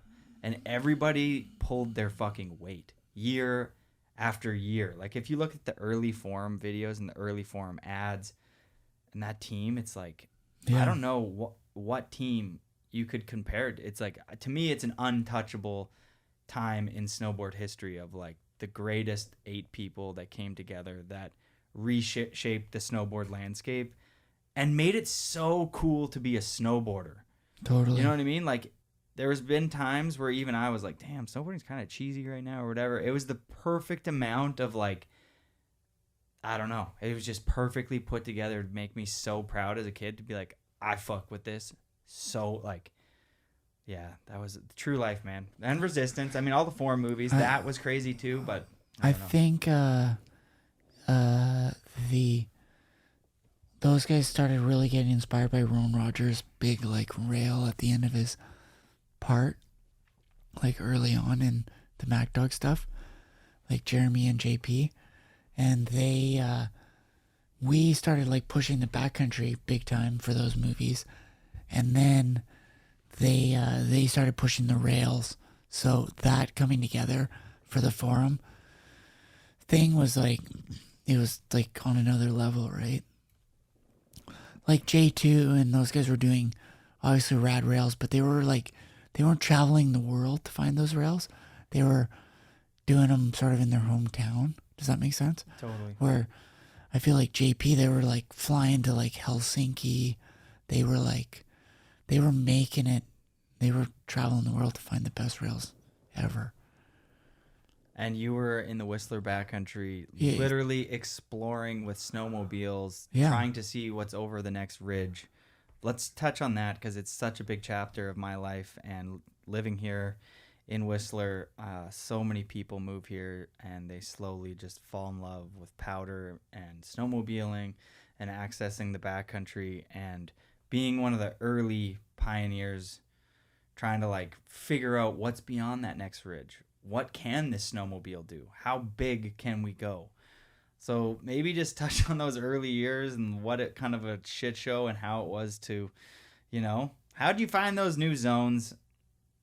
Like, yeah, how did it all unfold out there? It seems like it's not easy. I've been out there on the new sleds. It's so hard to find a new spot. And you did it year after year after year. And I've heard the best of the best say that there's nobody better to be in the Whistler backcountry with than Devun Walsh. Anthony Vitale's filmed a lot of people, and he's just like, he lands, he finds things that work, he's safe, he cares about productivity as much as like people's safety if they're the youth. Like, it's a dialed aspect of snowboarding, and I don't think it's That's cool. I don't That's know. cool to hear. Yeah, the best, dude. I think like we were couldn't make it out of the Brandywine Bowl, so we were finding stuff in there, and Kearns was like behind the lens a bit for like some of those early whiskey movies, like Whiskey 3, maybe Whiskey 4, and like we had a part in it where Shorties had like a little intro part or a little part within one of the whiskey movies, and I remember like filming off of was it like the whiskey hit in there, the big side hit, and we built the step down, and what I did, like, it's just like Kearns was always pushing you. He's such a good motivator to go bigger, and we were already building backcountry jumps out of back of Seymour, so it was just the next evolution to find him a little bit bigger here, and then I don't know, I just started finding like step downs and gaps and just different style of jumps than just poppers, you know what I mean? I found those easier to like rack tricks on. Yeah, not me. You get used to it, you know what I mean? I feel like the trick selection's a real big one, and I would I guess you said you were really looking up to like skateboarding for inspiration, but like, yeah, there's the tricks that you picked to perfect are amongst the hardest tricks to this day to do in the mountains. Cab 3s, switchback 3s, back 5s, front 5s, like landing switch, and a lot of them are like landing blind, like when you're doing like a cab 3 or back 5 or front 5s are super hard to not land and traverse out. And so many people, and I've spent the last 15 years in the backcountry, or maybe 10 specifically, of like actual filming out there. And the tricks that you do, so many people skip. Like, most people would rather do a back 7 or a cab 9 than a switchback 3 or a cab 3, especially when you start going big. As soon as you start going really big on especially high speed things, slow rotations, like a half cab that you do like on Witch's Tit, it's like, how the fuck do you go that big and then not panic at one point? Well, that's the whole feeling of it, just like that float. It feels incredible. Can you give us some insight into how to spin slow in the backcountry while going big and keep it composed? Like, what would be going through your head when you're dropping in, and are there any tips you can give us on how to wrap our heads around doing that, because I'm still trying to replicate what you did out there. Yeah, I don't know. Just go? Just let it ride. No, I don't know. I guess I just like, you just see it and just like, I don't even know. Like if you're hitting a step down, do you have I love step downs. You are one of the godfathers at step downs. It's like, what advice do you have for a step down? Well, you just do, like a super slow front three. You know what I mean? Or Totally. I understand though. You just go do a back 180 and you're looking like, holy, I got so much to fall. Like, how do I keep it composed? Right? Like, does that make sense? Like, you have to spin so slow. I just think that your trick selection is the hardest trick selection to pick in snowboarding. Like the 5s to 7s make more sense. It's so easy to whip it and come around. Oh, there's a landing. Ride it out. Totally. Whip it, grab it. I love the feeling of like, basically I come in and I think I'm just taking an ollie and I just fall into it. Does that make sense? Instead of spinning into it, I fall into it. More so, or it's like I go to like, just a slow front 5 and I fall into the spin a little bit more than I spin into it. When I look at your old video parts, it's not like you weren't spinning fast either back in the day. It's like you have a lot of cab 9s early on when not a lot of people were doing cab 9s, and then it just seemed to develop into like your style and what you were about to just, you know what, I'm going to spin slow. I just didn't love the big pull, and like I felt like I had to hit massive jumps to be able to do a good cab 9. Does that make sense? Like I just felt like the jumps had to be that much bigger so I could do one the way I wanted to.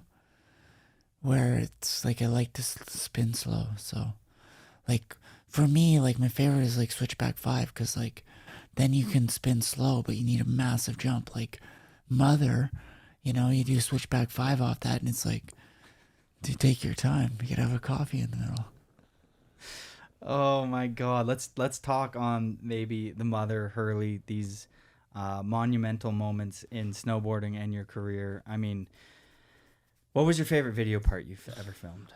I think for me, my best part is that for sure.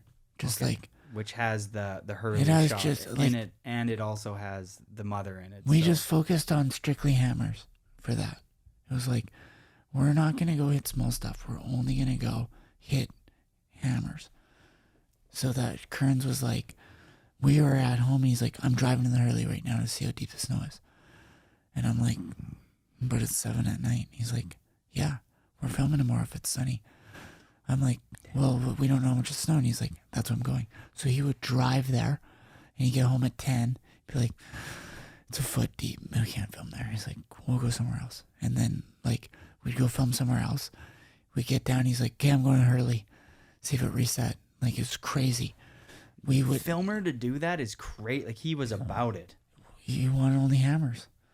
And like that jump took me a few times to get the shots off it because I couldn't land it. Like, it was hard to land. Like, I went back and back a few times. To the Mother? No, to Hurley. That step down, I did like switchback 5 off it that year. I don't know, something else. But and then the other gap too at the Hurley, we hit that one a couple times. I did a couple tricks off that. But Mother, we went a couple times to that too. That one has set up right. That one's big. Yeah, that one is huge. That's as big as I've gone for sure. That year too, like I've been back there before. I think was there that year. The landing was so good that we hit it from the next tee up, and there was some fucking ski tracks off one above us. It's so big. Like, we hit it like where like Sean hit it this year is where we hit it from in one of the DC movies, which was massive. But in that, we hit it from the next rock up, which is like another 10 or 15 feet higher, and there were ski tracks. I'm not shitting you off another rock that was 20 feet higher. It's like fucked. I wonder if it was Pettit. I don't even know. I'll ask. I mean, him or Kai or It's like then it we'll- was like I don't even know if it was landable. I looked and I'm like, it looks like we're like over the land. You know what I mean? It looks, and that thing's tricky because you're looking at it from the top and I don't know, like it doesn't look like there's a landing there, and you're like, does it? Right? You've been to it. I've looked And at you're- it. and you're It looking looks off and you're kind of like- flat. You're like so flat. Then you hike down and you look and you're like, no, landing's pretty good. And you're like, then you go back up and you're like, no, it's flat. Then you go around and you look on your sled and you're like, it's a good landing. And you're like, wow. Go back up and you're like, throw snowballs and you're like, and then you go down and you check the snow and you're like, oh my God, I guess we got to. And you don't even know, right? Like, Who did you hit that with? Ika. Did he get anything? He was doing front threes, and then we hit it with Blauvelt, and he almost had a switchback 9.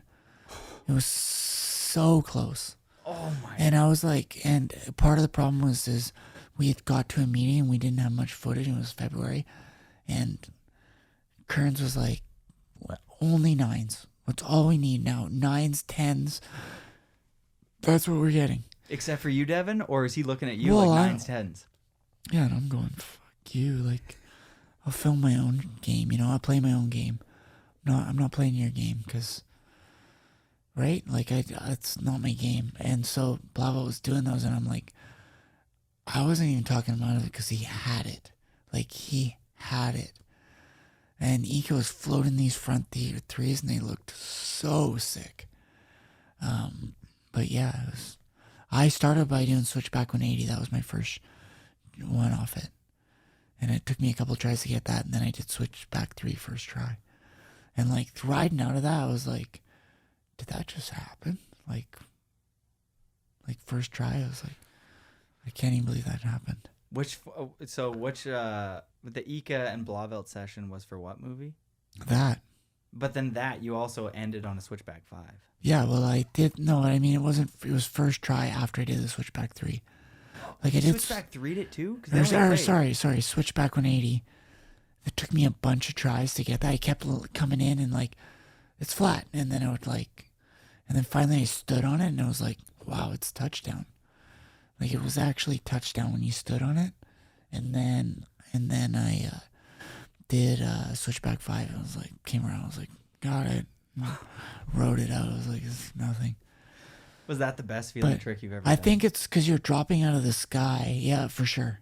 For sure the best feeling trick. That was I remember seeing that at the premiere, and I was like, I didn't love backcountry footage at that point. It's like, this is 2004. I was really about park and rails, and you are a fucking speck. You can't in that even shot. understand how big that thing is. Like it was actually kind of fucked how big it was.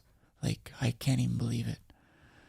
I remember we went and hit another jump after it. We hit it a couple times and we tried those tricks. It's a bit. Blavo was there one time and maybe no one got anything, but the one where I got the 2 tricks was with Ika exclusively, I think. I'm not sure. And fucking Kearns is filming this, and he must have been like, we just Yeah. got the 2 best fucking shots ever. Yeah, I mean, Did he it felt pretty give good. you a bear? Kearns wasn't there. It was I think we had Rick Rick Johnson. Sick. And that's his jump. Like he found that jump. Yeah, with Tyson and Rube. Tyson and Rube, yeah. Like we're like, where's that jump? And he took us to it, and like I mean, it's hard to say. Like it always films if it forms different every year, right? So when we went back with DC, I Cap 5'd it, and I can't remember who else got what off it. I think Ika hit it too. He had some off like the stepmother, not the Yeah, one that you did on stepmother. that. Yeah, it's still massive, and it blows in every year. Some years it's Oh, you hit it with Solers. some years no. it's even. Like stepmother is this big. It's, you know what I mean? Like the mother's not doable. Yeah. If that makes sense, because it doesn't get enough snow. Well, Rasman's obsessed with everybody in my crew is obsessed with that feature, so we go and look at it all the time. That thing hasn't formed in like 8 years. It needs a huge snow year. And so then last probably and then the 2 years ago it receding did. glacier, it might not form anymore, right? Yeah, I mean, Razman was cab nining it, and that's a stock trick for Razman, and he was coming around to his feet every time stomp, and he just couldn't land, which is really unlike Chris. And he's like, dude, I think it's too flat now. I think the glacier receded, and there's not enough wall. Because Sean said he almost like broke his legs riding away. Okay, yeah, and mine was touchdown. But fuck, dude, Ben Ferg hit that with Red Gerard, and Red Gerard's front. He also weighs probably like fucking a feather. But Me too, though, right? I'm like 130 pounds. So. I gotta lose weight. I'm like a bowling ball out there. Not really, but like I'm always like fuck. I look at Blauvelt and he's like just a bit more slender than me, and I'm a bit more stocky. Blauvelt's probably one of the best snowboarders alive. We met up down in Chile, and like it was fucking boilerplate at best. Like Lindsey Vonn was there with the U.S. national team, and they were carving the ice, and it was like tack tack tack tack. Like you could hear their skis just, and you're like, we're riding the mountain. It's awful, and we're following Blauvelt around, and he was riding sun-cupped ice that you could see through like probably 12 inches, and he was going so fast that it was terrifying. And I'm like, he's so good. Ankles of steel. Vermont, like, and backcountry all combined, he's so good. Like, I don't know, he's just insane how good he is. I mean, you've gotten to ride with a lot of the best snowboarders ever over the years. Yeah. Who would you say is or are some of the most gifted backcountry snowboarders you've ever got to ride with over the years? And I know that's kind of a hard question, so just a couple people that stand out that you were like... It's tough because there's so many people. Like, I snowboard with Ika so much, and he's so good at like getting tricks, and he's an amazing snowboarder. Arrow and... Oh, Arrow was sick. I think like snowboarding wise, like I don't think I'm in the category. I'm good at getting tricks and like finding features and like finding features that film well. And like, I'm all about the shot. Like I can see the shot and what it's going to look like. And I'm chasing shots. I'm not necessarily like a strong snowboarder. I'm good at like putting the trick down and riding out. You know what I mean? Like I'll fight for it and I'll take a beating to land it, but I'm not necessarily a strong snowboarder. You know what I mean? Like strong snowboarders are like Bjorn Linus. Like he can billy goat and he just can snowboard. Somehow you're like, how the fuck did he ride that? Like, you know what I mean? Blauvelt. Those guys are just so strong at snowboarding. It's crazy. Trying to think of who else. Like, yeah, those are good. Those are fucking good names. Peter is like, for how like frail he is and like a little dude, he's so good. It's like, I don't know how he can like whip his snowboard around. And then I watch videos where he's sliding rails and spinning out, and you're like, yeah, I'm pretty sure like you just like, I don't even know if he knows how to skateboard. I've never seen him skateboard. You know what I mean? Like, hung out with him a lot. Like, maybe I have. I don't remember that. Like, like he just like, and he just whips boards around and just gets it around cab 9. Like, I don't even know how he does it. Like, it's just so. He probably weighs like 115 pounds. It's crazy how like skilled he is. I've noticed you want to be as light as you possibly can while still being strong. Yeah. I think that's the best shape. I mean, there are stockier people like Benji Ritchie, who's like fucking an animal out there. Yeah. Or like, fuck, John Jay's a big guy. I mean, there's so many snowboarders that are like so talented. Guys that like really stuck out to me.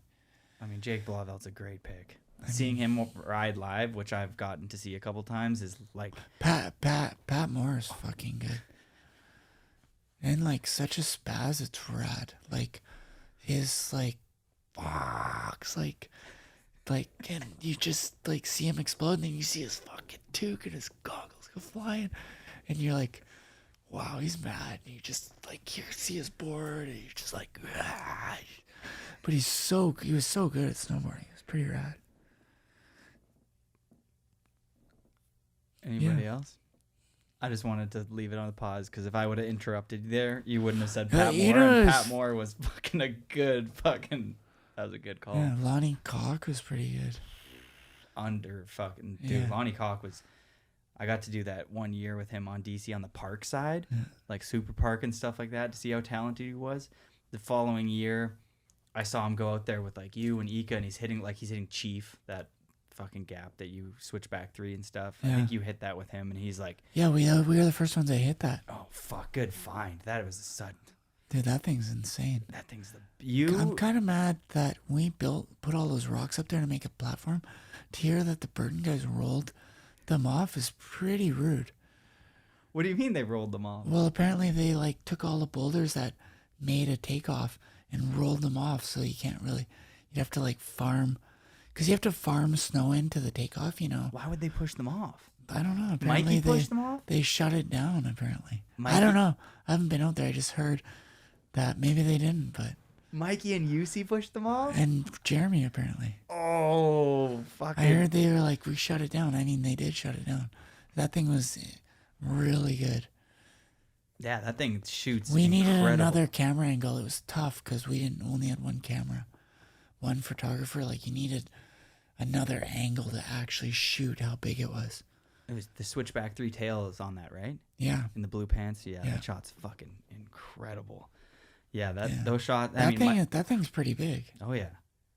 Totally. What are some of the bigger jumps you've ever hit? Just like a couple off the top of your head. That one, yeah, that was like the first one I hit that with Lonnie. We went and I set up a forum step down for him, and then he went and I let him hit it because I'd already hit it 1,000 times. And then we're like, look, I got this other gap that we've never hit. Let's go check it out. And it happened to be good, and we built it and hit it. So, what to you? That thing's huge. The road gaps, obviously. Mother. What are some other big ones? I mean, there's other ones that have like I look at Witch's Tit and I'm like, it's a really small pocket, so it's a really hard jump to ride. Yeah, exactly. It's like you drop in, it's a short in run, and you're going really fast actually. I just love the way it looks like this with the lights. To me, I just love that. Yeah, that's a really good feature. It's kind of crazy to me. Like every single feature that we still hit, you have hit, and you have pioneered or are one of the first people to hit. What are your thoughts on people like going back to the same thing year after year, and only exploring so far, like things like the Forum Step Down or Perfect Jump or Hollywood Cliffs? Like, should people still go there and do front threes on them and back sevens, or like? I mean, it's kind of like I don't know. It's kind of cool to see something different there, right? Oh, I totally agree. But what do you think about this? If some kid comes there and brings their own unique like trick to the Forum Step Down, yeah, I think that's rad, right? But if somebody goes there and he backside 7 rodeo indies it, and you're like, I did that in double decade. It's like, do we need to watch that? Like, oh, I hope nobody. I wonder who front fived it before me. I feel bad. Probably people front fived it. Oh, for sure. For me too. What do you think's the standout trick on that comes to mind? I mean, you said JP's back 10 tail. That was a good. Forum Step Down? Yeah. Yeah. What do you remember seeing on the Forum Step Down and standing out? Because you're like, this is Peter's crazy. front 7 was ridiculous at the time. Yeah. Didn't he? Oh, no, what did Peter do down? Switchback 7. Yeah. That was insane. Peter Switchback 7. That is crazy. I wonder what year. Was that in the Resistance? Yeah. Or one of those videos. It was fucking crazy. Resistance. What did JP do down at then? Cab 9? I don't know. I think so. Maybe. And I front 7'd it. There's been a lot of good tricks done on that. It's perfect. You just name it. It's like such a good jump. Yeah. Oh, you know what was good was Dakine Gap, and then the loaf beside it. Those jumps are huge. And then the other one, the Grizzly Gap, those are big jumps. Yeah, Dakine's fucking big. Yeah. What have you ever found a jump that works but you've never gone back to it? Yeah. Would you take me to it? There's Because some I want to show other people who will hit it. there's some in like I found a good gap in Stewart. It looks Stewart's sick. And then Do you hear that, everybody? He found a gap, and that means it we works. And we hit a huge gap people up pay big- Rutherford in one of the DC movies in the Must Be Nice. They switched back 5. That thing was big. Yeah, that thing's big. I never hit it before or since then. What was the scariest feature you've ever hit? Baker Road Gap was scary. Wow. Yeah. That would be scary. If you don't make it, you would actually die. Or if you hook Yeah. your edge. Yeah. That was scary, and it's like you don't get to start. You start from one spot, the highest spot, and you hope you make it. That one's scary. All the road jumps are pretty scary, but you just overshoot them because you have lots of in-run. So you just overshoot them the first time and then scale it back. Mother's quite scary because you're the first time off it, you really don't know. So it's pretty scary. Yeah, losing the Rosham and having to go first is sometimes. I think for us, it's winning the Rosham and going first because at least you're fresh, like you're not hitting any holes. Yeah. I kind of like going first. Well, you're a wizard. You're a wizard with speed. There's a reason why you have a lot of FTs. And when I look at, you can really see how good somebody is in the backcountry if they land first or second or third try.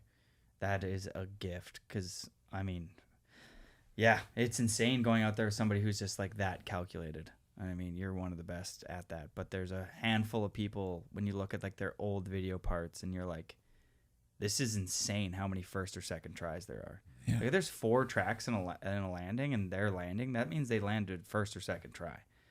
And that's a special feeling right there. Especially if it's good and you go big and you actually get the sweet spot first try. Totally. Oh, it feels pretty good. Craig McMorris, thank you for being a Patreon member. Shout outs to Craig. He asked me a quick question for you. When it comes to filming video parts and picking songs, how much input did you have on like your video parts over the years? Because you've curated some of the sickest video parts with like the best songs. I mean, you go through the list and there's probably 10 solid video parts with some of the best music choice. So did you have a say in that? That's what I was going to say earlier on was part of my hesitation going to Dogger was I really didn't like the music, and he just tended to use free music. And I love that Whitey was using like Back in Black, or not even that I was into Back in Black, but you know what I mean? Like he was using like popular music. So, I mean, I did go over there hesitantly for music problems, and I always tried to pick my own songs, and I didn't like some of my early on Simple Play, like, you know, the early on Dogger stuff. But as sort of we went to Forum and we started paying for music, I always pick my own music. Oh, However Do You Want Me, dude? That's like one of my favorites that you've ever. Yeah, What's your favorite song you ever used? I don't know, that was pretty good.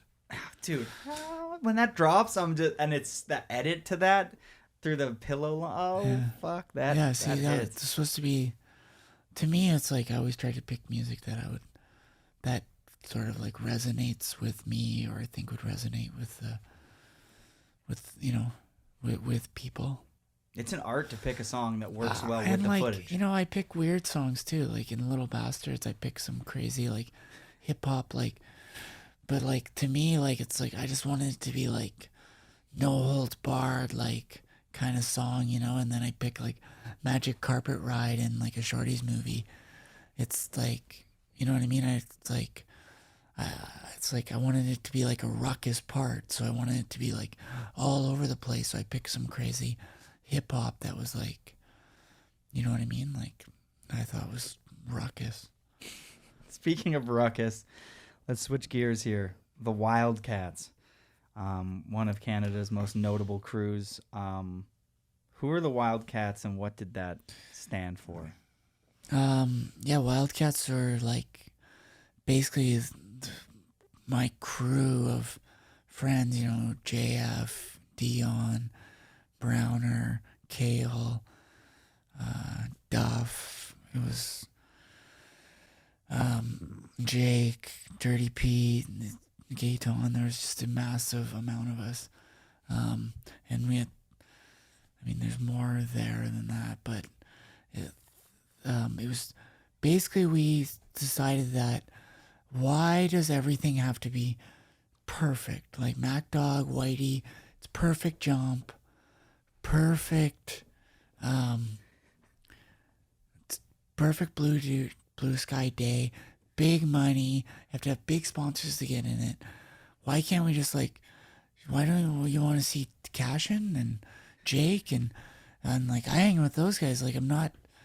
Don't you want to see what we do when we're not filming for these movies? So that's where the Wildcats came from. It was like, let's show everyone like what we do when we're not filming perfect jumps. We're just like having a day up Seymour, whether it's building a snow fort or, you know what I mean? And that's sort of where it came from. And it just kind of got like curated out of that and turned into like this thing where we were just showing a little too much back behind the scenes of what we do on day-to-day life, you know? When you look at those movies, when do you think you were peak Wildcats? Like when did you like, because that crew was notable in and throughout all snowboarding around the whole world. It turned into a brand. Yeah. Like a huge brand. Like when I was a kid, it was like Wildcats is a crew. And then within 2 years, it was just like I was buying the merch. You know what I mean? And random girls in my high school in the middle of Manitoba were buying Wildcat stuff that don't even snowboard. Like it got so fucking big. Yeah. And then we lost it. Yeah, I don't know. It's, I think the main years were those first couple of years when we had the videos. Like, it was like, we came right on the tail of Whiskey, kind of carried on where Whiskey left off. So that's totally what it felt like, dude. Yeah, and it was like, you know, Little Bastards, we sort of like was kind of, we like, I think the first movie is called Return of the Wildcats because the Wildcats kind of showed up in Little Bastards and they returned in Return of the Wildcats. It was the new era of Wildcats and we just sort of ran with it. Then that was it. We just wanted to give everyone the taste of what we do, and we wanted to be like, hey, this is what we do, and we wanted to inspire kids like Andrew Jeeves, and maybe not to go to that level, but you know, kids like you, where it's like, we just wanted you to see like, hey, we're just dirtbag kids too, just like happen to film all around the world and at home. Oh, it resonated. You can make, or like, why can't you make a movie out of Seymour? Why? We have all the great jumps here, so we just, you know, everyone had parts, and we're pretty much filmed at, right? We would steal some shots from Dogger off the cutting room floor, but the majority was filmed at Seymour or Whistler. It was rad. Do you feel like your identities got tied up into being like these? You know, you're going from Whiskey, you go to Wildcats, and there's a bit of like, oh, the Wildcats and Whiskey people are known to like rage and party. So if you show up anywhere, you build this like expectation for yourself because maybe you're with a big group of people and you're like, I don't really know a lot of these people, so let's put the Wildcat show on. And did you ever, what's the biggest show the Wildcats put on? Do you guys get kicked out of hotels? What was the biggest fuck up? I think, yeah, we definitely, like, you were expected to, like, you know, be a Wildcat, so it's like, and, you know, JF still does it. It's like, I was always, like, down with having big nights, but I tried to, I mean, I wasn't good at cutting it off early, but I did try when I was snowboarding to focus on snowboarding, especially once I realized, like, you know, when I got to like 24, 25, 26, 20, you know what I mean? I tried to like minimize as much partying as I could and try to focus on snowboarding. But early on, I definitely, and it happened in the end too. It's like, hey, we're done filming, big night, and we'd send it, But like, I mean, you definitely had to send it. Went to Japan and like got in a whole bunch of trouble in Japan because the snow sucked. So we ended up partying more than filming, and like we pretty much wrecked the Trans World House just because we were there so much. And JF found all these ski suits that matched one-piece pink suits, and he hot-wired a three-wheeler from the basement of this like sort of like Airbnb and was wheeling it down the highway, and you know what I mean? We basically got chased out of town. We went to Stewart, Alaska during a summer camp. We got invited up to like be coaches, and we ended up getting in a fight at the local bar, and like Dion like threw a rock at someone, and it's like all kinds of debauchery happened, and with like someone broke a nose, or we were like got chased out of town with people chasing with the ice picks coming down the road, and we're driving out of town. It was like, fuck. It was like too close for comfort. Did it ever turn from being like really fun to one point you're like, I've heard Kern say this, like it started out being really fun, but we didn't really realize like the beast that I was creating with whiskey, and it like started to not be fun. Did you ever like, you're like, oh, Devun's the partier, and then at one point you're like, okay, I'm making good money from snowboarding. I'm partying way too hard. I need to like, was there ever like a moment that you're like, I gotta change shit up? I kind of cut it off a bit. I caught it like kind of early, if that makes sense. Whereas I started dating my like wife now, and she was moving away to university, and I had realized that if I want to keep her, I need to sort of get out of the party scene, because I can't be going out partying every night, and like, bad things are going to happen, right? It's just inevitable. So when she went to university, I got a personal trainer, and I started booking like golf tee times at 6 a.m. and I moved sort of to Deep Cove, and I sort of like had already started golfing a bit because I just started doing it to like, I wasn't Your meditation. Yeah, I wasn't skateboarding as much because I kept getting hurt, and like, and I could golf sort of when I was hurt. So I started golfing, and all of a sudden I started getting good at it. So then I started booking these early tee times, and guys would be like, let's go to the bar. And I'm like, sorry, golfing tomorrow. And she's gone to Michigan State, and and then by the time snowboarding started, I was traveling all year, and I was focused on snowboarding, and then guys just stopped calling me. And I sort of like, it does suck because I sort of lost track of some of those friends that were partying, but I sort of morphed into just hanging with my snowboard friends more and golfing buddies, and then she would come back for the summer, so I didn't have to worry about that. So it was really just the shoulder seasons. So, and then it made it rad because I sort of had like someone that was supporting me in like, my snowboarding and my golfing, and I was supporting her at school.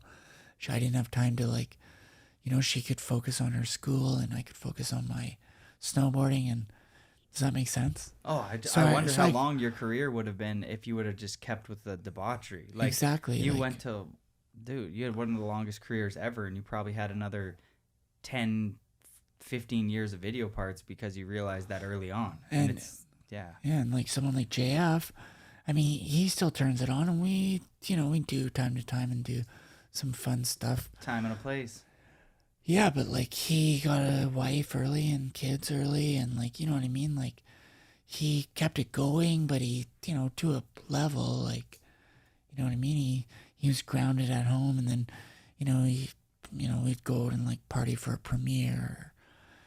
You know what I mean? It's like we nipped it early to the point where it could have got bad. So then he was able to like transition to now, and yeah, it was pretty cool. Yeah, good play. That's good advice too. Like knowing when to kind of like turn it off. Like, quit while it's still fun. I mean, I feel like I did a lot of dumb shit leading up to that, and I packed it all into like a few tight years, and then, I mean, we went on DC trips, and we'd have a party night, and then, or two, and then, get our shots and get out of there, and you know what I mean? Like, it's like there's work, and we do it all. Oh, I mean, and the lives that you specifically, as well as probably 50 other pros at that point were living, was nothing short of living like a rock star. Like, everything's paid for, travel budget, making big money, super young, partying, girls are hyped on you, traveling the world. I was working with Roman DeMarchi, and he was saying just that. I was like, oh, like, are you gonna party, come out on this weekend? Or he's like, he's like, I'm done with that. And I was like, what do you mean? He's like, I have lived 5 lives in like 20 years. I don't need to like try and outdo the partying I've done in the past. I've done it. He's like, I've done everything I've ever wanted to do. Yeah, exactly. It's like, you can think of so many things that. Did you ever just stop? Oh, I loved this. Sorry, Heikki Sorsa said this, that the reason why he smoked cigarettes was so that he could stop every once in a while and reflect on how lucky he was. And I was like, that is the best excuse for smoking cigarettes ever. Like, to actually be like 25 and realize that, you're traveling the world, everything's crazy. Like, I find that's like having a drink at the bar before going out. Right? Oh, I hope you took some time to reflect on how fucking crazy that life must have been. Yeah, it was exceptional. There's like no doubt. What was the most ballin' time you've ever had in your life? Ballin'? Yeah, like, did Forum ever just ball out and you're like, we got jet skis, we're in fucking Hawaii, like. Yeah, we did a bunch of trips, like all-inclusives down to Mexico. All-inclusives. Yeah, that was insane. Listen to that, team managers. Come on, let's see you flex a bit more. Damn.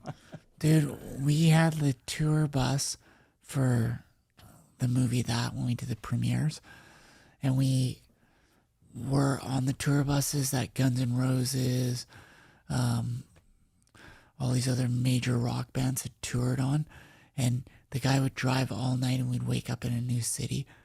So we'd go and we'd get up and we'd be like, go get coffee. I'm like, oh, San Francisco, rad. I'm like, where should I golf today? I'd go golfing, and then we'd go skate a park, and then go to the movie premiere, and then it's like where are we going? Where are we gonna be going tomorrow? He's like, oh, we're gonna be in Eugene in the morning. I'm like, oh, wicked golf course. Okay, all right, I'll see you in the morning. Like, we'd wake up in Eugene, and then we'd just do it all again. I'd jump in an Uber or a taxi, go play golf. Come back, we'd go to an event signing, go to the movie, go to an after party, and then go back to the tour bus, and we'd pull out of town and straight to the next one. It was insane. We did that like all around North America, and then that was fun stuff. It was, that was 2006. It was fun. So it dries up eventually, or you catch some sort of ick, and you're like, I'm out of here. Forum. Devun Walsh decides to part ways.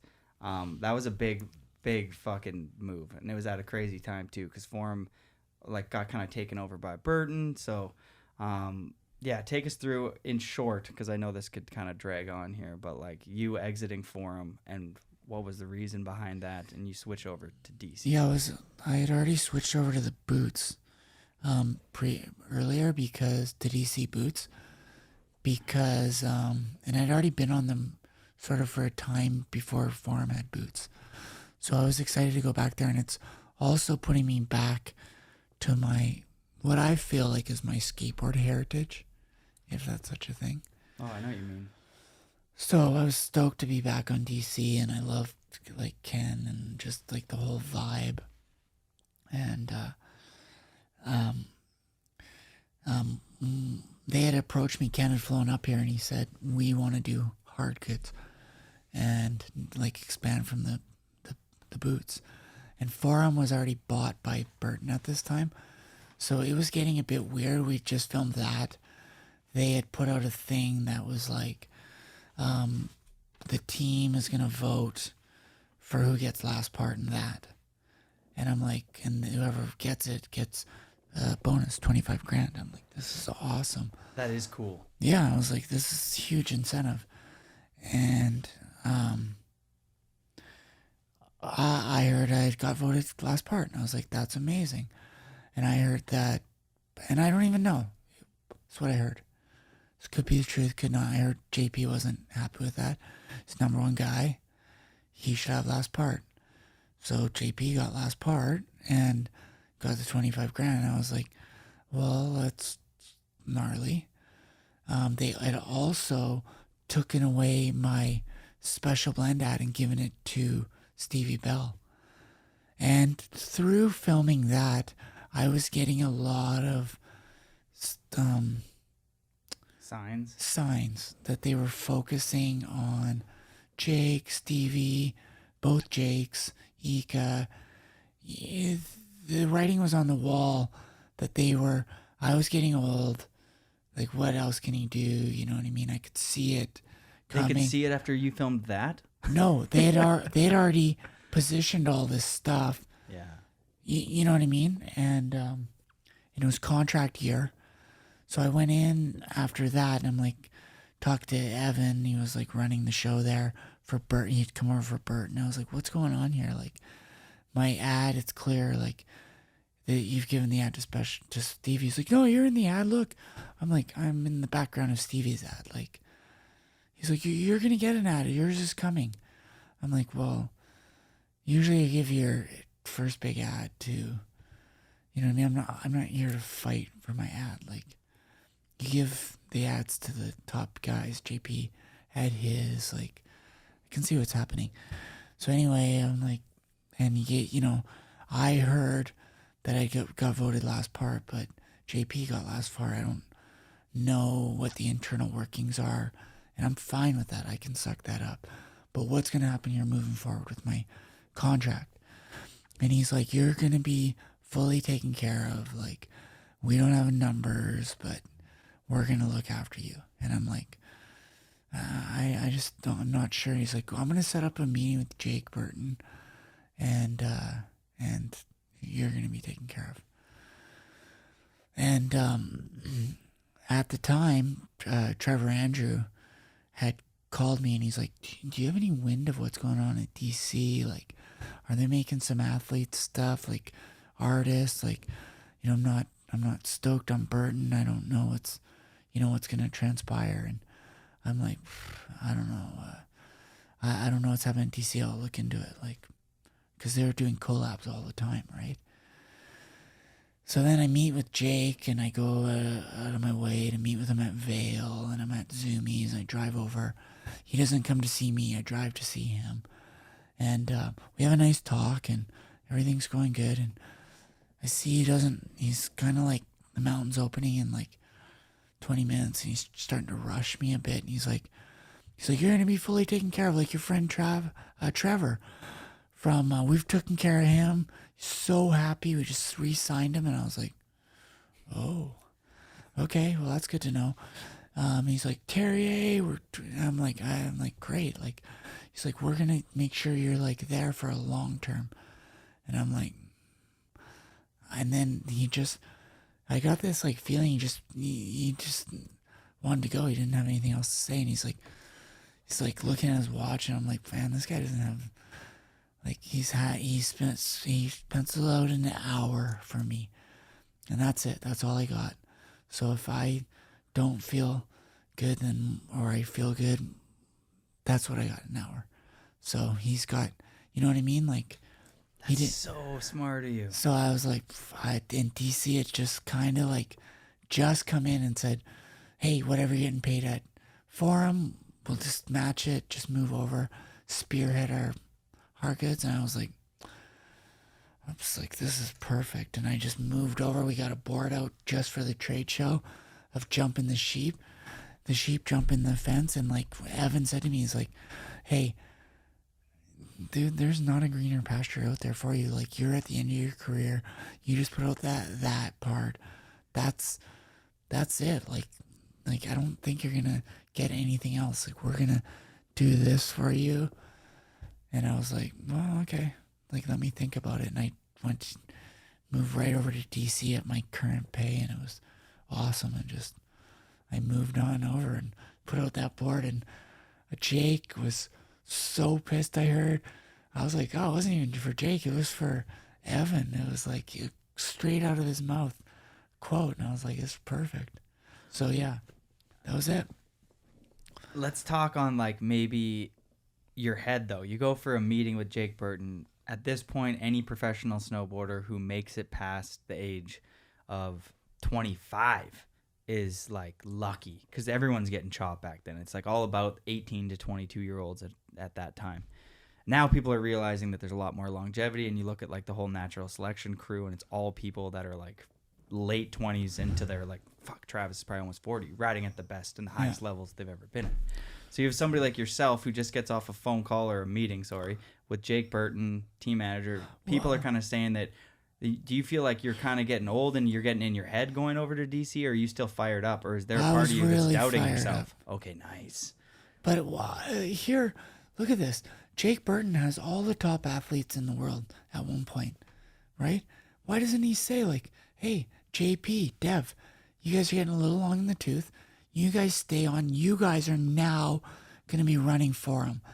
Let's put our money where like all our investment was, right? Like he had this opportunity. So I was kind of there saying, what could, you know what I mean? Like I'm looking at one of the greatest businessmen thinking maybe this is the opportunity, that he's going to like, but that's not happening. And then obviously JP didn't last long there either. I thought Jake would have had more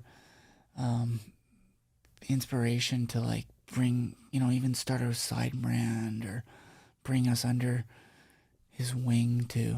And I mean, maybe I should have been more pushed for that more, but I mean, yeah. Anyway, it's just, I just surprised that like he had all these people, even Terrier or Trevor Andrew, like he had all these like things that he could have like really used. Yeah, I mean, he did it with Dave Downing, but I heard Downing's not even there anymore. That's crazy. I did not know that. So you did do. We'll try to kind of speed up this next little chapter because I do know Devon's got to go. He's got some tenant stuff that he's got to deal with. With that said, the transition over to DC, you mentioned it starts to feel a little bit more like your youth, a skateboard company that you're a part of, a family. I'm sure. What was it like in the early days of DC when you first got signed there? And like having Bittner, Ika and Lowry came with me. Bittner was on it, and I think that was everybody. And then Travis and T came later, and Travis was already on there for Boots. Yeah. Travis was. Heldor was part of it eventually, and I guess Eddie Wall was. Yeah. But like for the boards themselves, it was Heldor was on there on the Boots. And then eventually Torstein comes into the mix pretty quick. But the initial feeling was just everyone was so stoked, and we were just stoked to, I don't know, be part of the brand.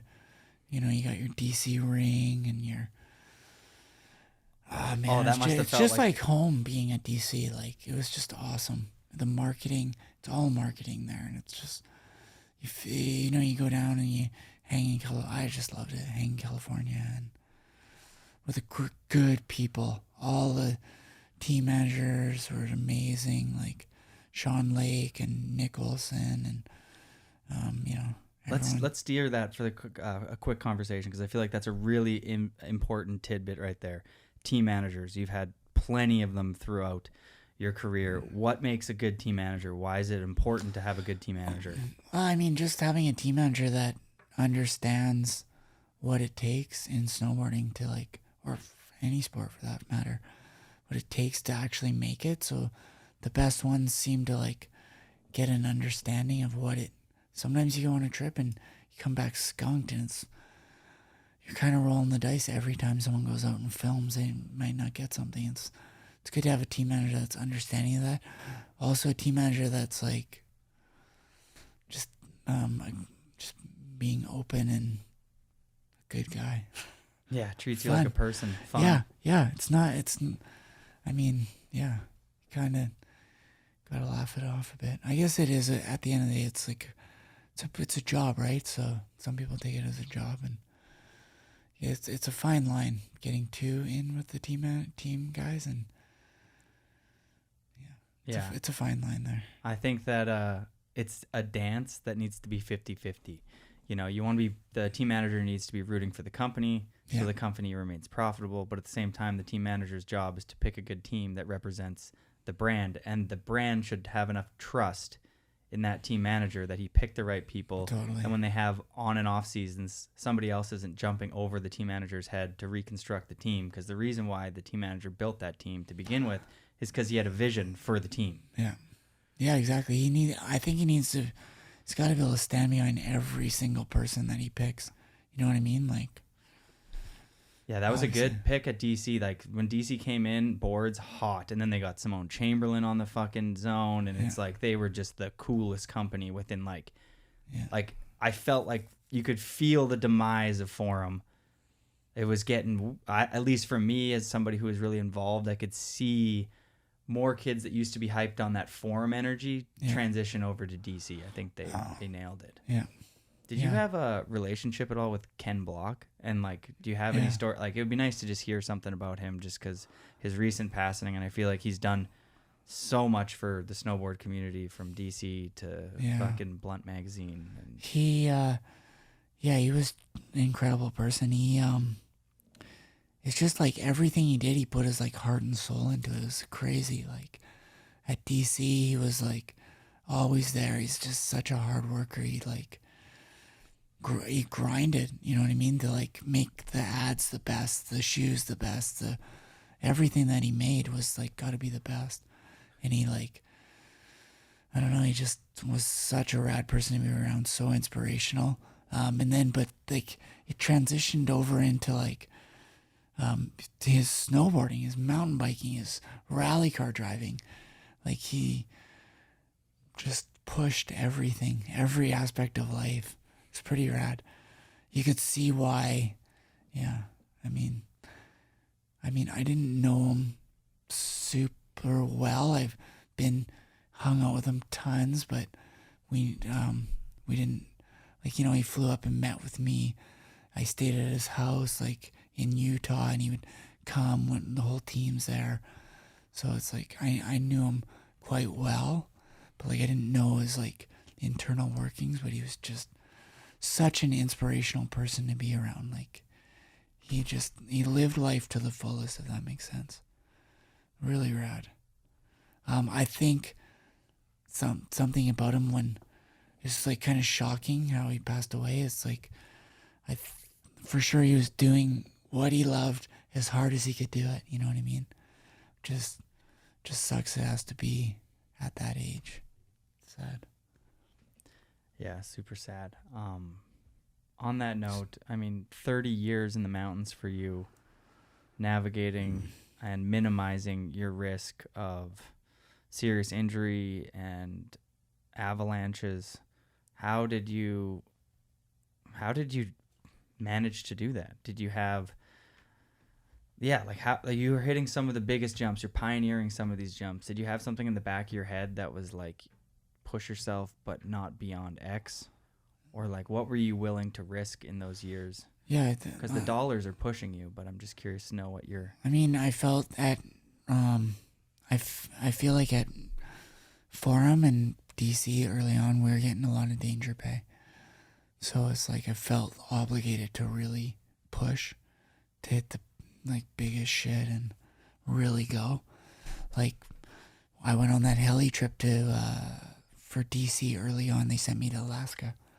And the conditions were not great. It was kind of slidey, so we couldn't really ride anything the first couple of days. And then rode a couple of lines, and they were okay. We were kind of getting our bearings a bit. And then the weather went to shit for a week and a half, and we had helied in a bunch of, like, looked at a bunch of stuff the first couple of days, but we thought we had a ton of days, so we didn't, you know what I mean? We didn't, and then it closed in, and we had nothing for a week and a half, so we sat in a hotel. So then we knew we were going to get 4 days or 2 days on the hill before we flew home or lost our heli time. So I went up and I'm like, we saw that huge canyon gap that I got the cover of Transworld with. I'm like, we gotta jump that thing. And UC's like, dude, I have kids. I'm not jumping this thing. So I built this thing and I hit it myself with Brad Kramer and Andy Wright, like the photographer for DC. And I got like a cover out of it. But I knew I had to get something from that trip. And I knew we'd hit a jump in the morning and I'm like, it's slidey. Or like, that's back 7 off roller. You can get that anywhere. I need like something. So I built this big canyon gap and it's cover of Transworld in the back 180. I went back and cab 5'd it, but the heli angle missed it all. But it was crazy. If you went too far left, you'd crash into the canyon. And you know what I mean? The way it went like this. So you had to like kind of air up the hill. It was pretty scary. I remember that photo all too well. That photo was fucking mental. So that thing was crazy. Like none of the other guys came and hit it because they were like, screw that. But I was like, I knew I had to come back with something. Like Sean Lake had sent me there. It was 20 grand. I was like, I got to show up with something. That worked out, right? Like, did you like the feeling of that pressure? I like that. I live for that. Like I feel so accomplished coming back with that. You know what I mean? Like, it was awesome. That's fucking really sick. I mean, yeah, you had a really long career out there. Did you have any close call with avalanches, or was that always kind of... We minimized it. Like, any day it was dangerous, we played on the small stuff. Like, we just never had run-ins, like a minor little crack on a little bump to nothing. Like, it's not going to hurt anyone, you know what I mean? Like, we just never... If it's dangerous, we either didn't go out or we played very mini golf, like... Which is just, I mean, it's not worth it. Is it worth dying over for a shot? One shot? No. No, not at all. For one shot. It's not like you're talking about your catalog of footage you filmed all your life. You know what I mean? It's one shot that you're trying to get at that moment and you get in an avalanche. It's like, it's not worth it. Like, not at all. I don't think. I mean, it's not worth, I don't think any money is worth. Any amount of money is worth dying over. So, for me... No, I think that you're exactly right. Did you... I also had a close call when I broke my voice box. Oh, yeah. So that changed a lot of things for me, where that close call made my life... everything got... Like, I live life... You know, I stop and smell flowers a lot more than probably a lot of other people. Since then, you know, I'm a lot more of a sap. Like, someone dies in a movie, you look over at me, I'm crying. You know what I mean? Like, everything hits me a little deeper. So it's a little bit different. I mean, did you ever feel, or did you like the feeling of being a mentor year after year? Because you've mentored so many professional snowboarders who've gone on to have their own super successful careers, but like, there's a lot of pressure if you're the kind of the OG, the leader, the mentor of your crew, because people are leaning on you not only to get shots and be productive, but they're also leaning on you to like guide these young kids around and do it safely. Did you enjoy that, or was it like, did it make you anxious? Or no, it was fun. You liked it? I liked that. Yeah, I mean, I could imagine that you liked it because you did it forever, and if you didn't, you must have a miserable career.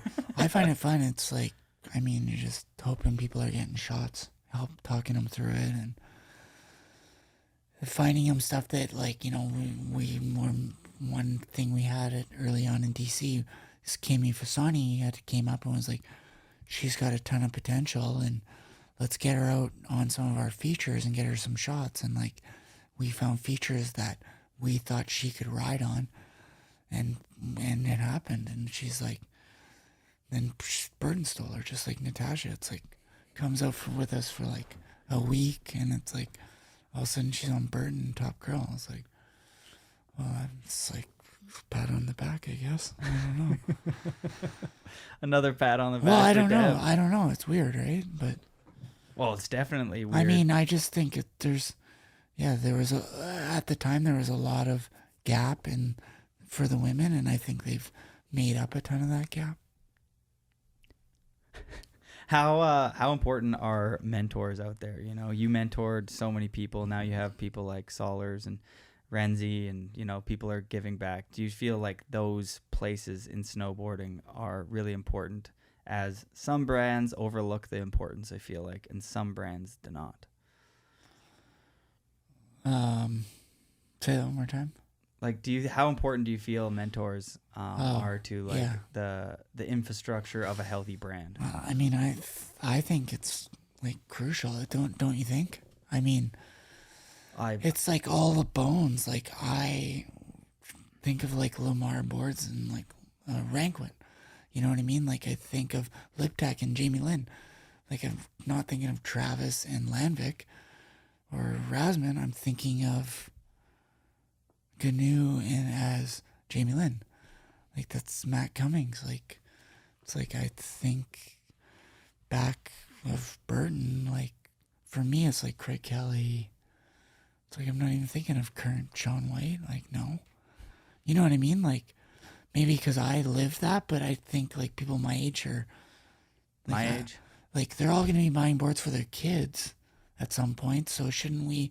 It's important to keep these people involved. I think like knowing a Dave Downing was involved in Burton was like, wow, Burton's so cool. Like hearing he's not involved, it's like, oh, that sucks. Like it's like I love it, and I think there's always a story there. And if you look at like hockey players, they often fold in like Wayne Gretzky into the franchise, and Steve Yzerman gets folded in. Like, you know what I mean? They fold these guys in, and these guys coming up, maybe the new players don't necessarily know them, but it's for the fans, and it's a cool bridge. And a lot of these guys, it's nice to keep a little bit of the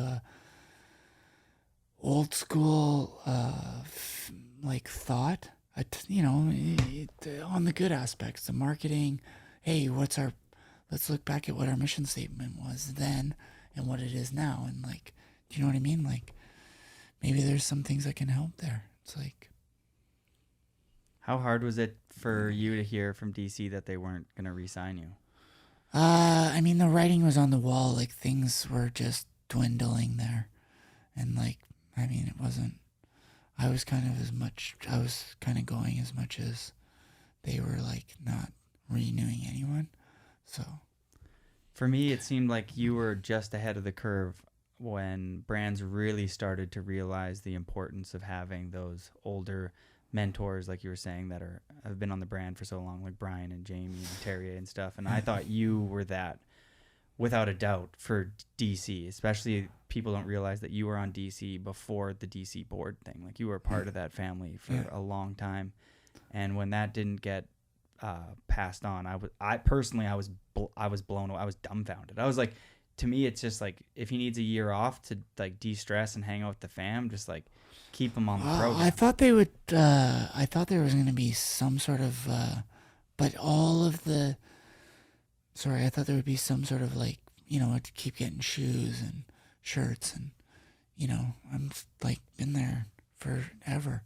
I was there in the late '90s, and then I was back for, I don't know, 12 or 14, whatever. You were it was. on when like J.P. Walker was on. Yeah, exactly. And so then it, but there was a whole huge overhaul there. So there was no one to realize anything. So it's cool to see Danny and Colin are still involved at some level. Do you know what I mean? Did Ika have to be the one to call you? No. Ika was still like fully on the team when he didn't turn. We haven't ever really talked about that. We need to. Yeah, why doesn't Ika bring you back onto the team and then just... I don't think there is a team. Like, I think it's gone. Oh, I've caught some wind. I mean, I don't know. I think that... I think their boards are done, for sure. I think that, like, there's room there. Like, there's room for a lot of people to do it a little bit or something. Anyway, If you work at DC, call Devun back. That's what I'd be doing. There's been times though that's happened before. You know what I mean? Where people have gone and then come back, and it's actually been the right call for the brand. If you want to make the right call here, that's what I'd be doing if I were you. And I'm sure that there's people that would be back in that call. it seemed like I haven't made a great effort at staying connected to snowboarding either. Like, that's just... Do you have a reason for that? Do you feel like you were really burnt out at the end, or? I was burnt. You know, like, it was a long...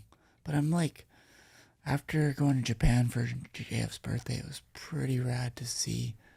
And, like, I don't know, it's still fun. Like, Once because it would be tough for me. It'd be tough for me if I were you to remove myself from the professional aspect of snowboarding, because that's who you are. Your identity is tied to Devun Walsh, the professional snowboarder. Yeah. And now just doing it for, before you were even on West Beach as a 13-year-old, that's kind of where you're back right now. Yeah. And going on that Wildcats trip and hitting side hits with Dion and JF must have it was awesome. Must have been like a feeling that you haven't had in 40 years. Yeah, it was awesome. Like that must have hit some fucking notes. That was incredible. I mean, your back 3 melon there was just as good as the one you did in the Shorties movie. So, I know you buddy. It felt pretty good. Yeah, that back 3 melon. You know what I'm talking about? The one in the Shorties movie with that poke, like you were saying about Browner going in the air and slowly poking it. Yeah. Oh fuck, Deb. Yeah. Do you think you still could film a full part if you jumped back in the I ring? don't know. I for sure could hit some stuff. That was like hitting things on the fish, and I was like, well, it's not that hard.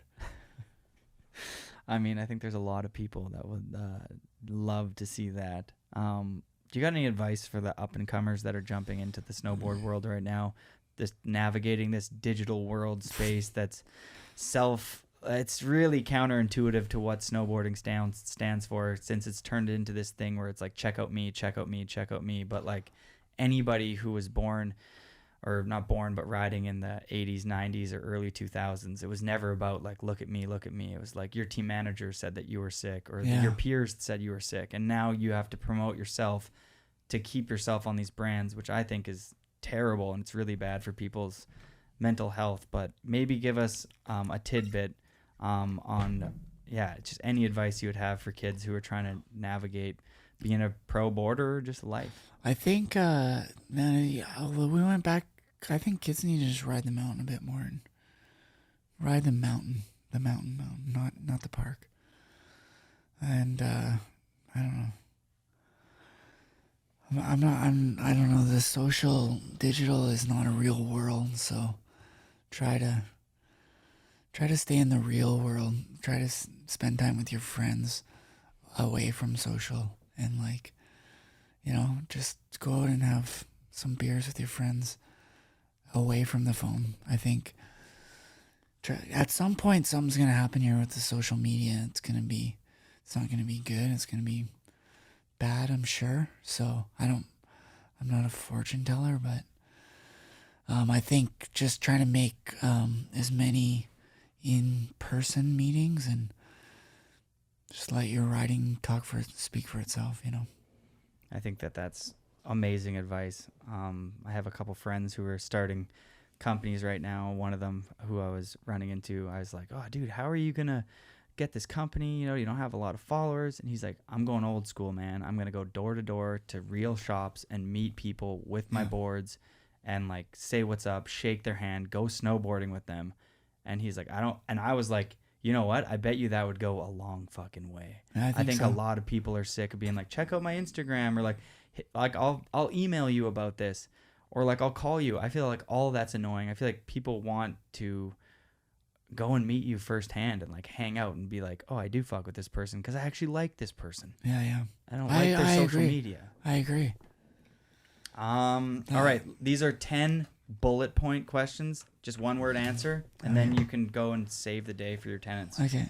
Okay. Favorite grab? Tail grab? I don't do it a lot, but No grab. fuck, you're right. One trick that you always wish that you could have done? Probably like a back double cork. Oh, you wanted the back double, but just chickened out, or what? Yeah. Fuck yeah. I don't think anybody missed that from you. I think everybody was It still just looked rad. the back double more than the front double.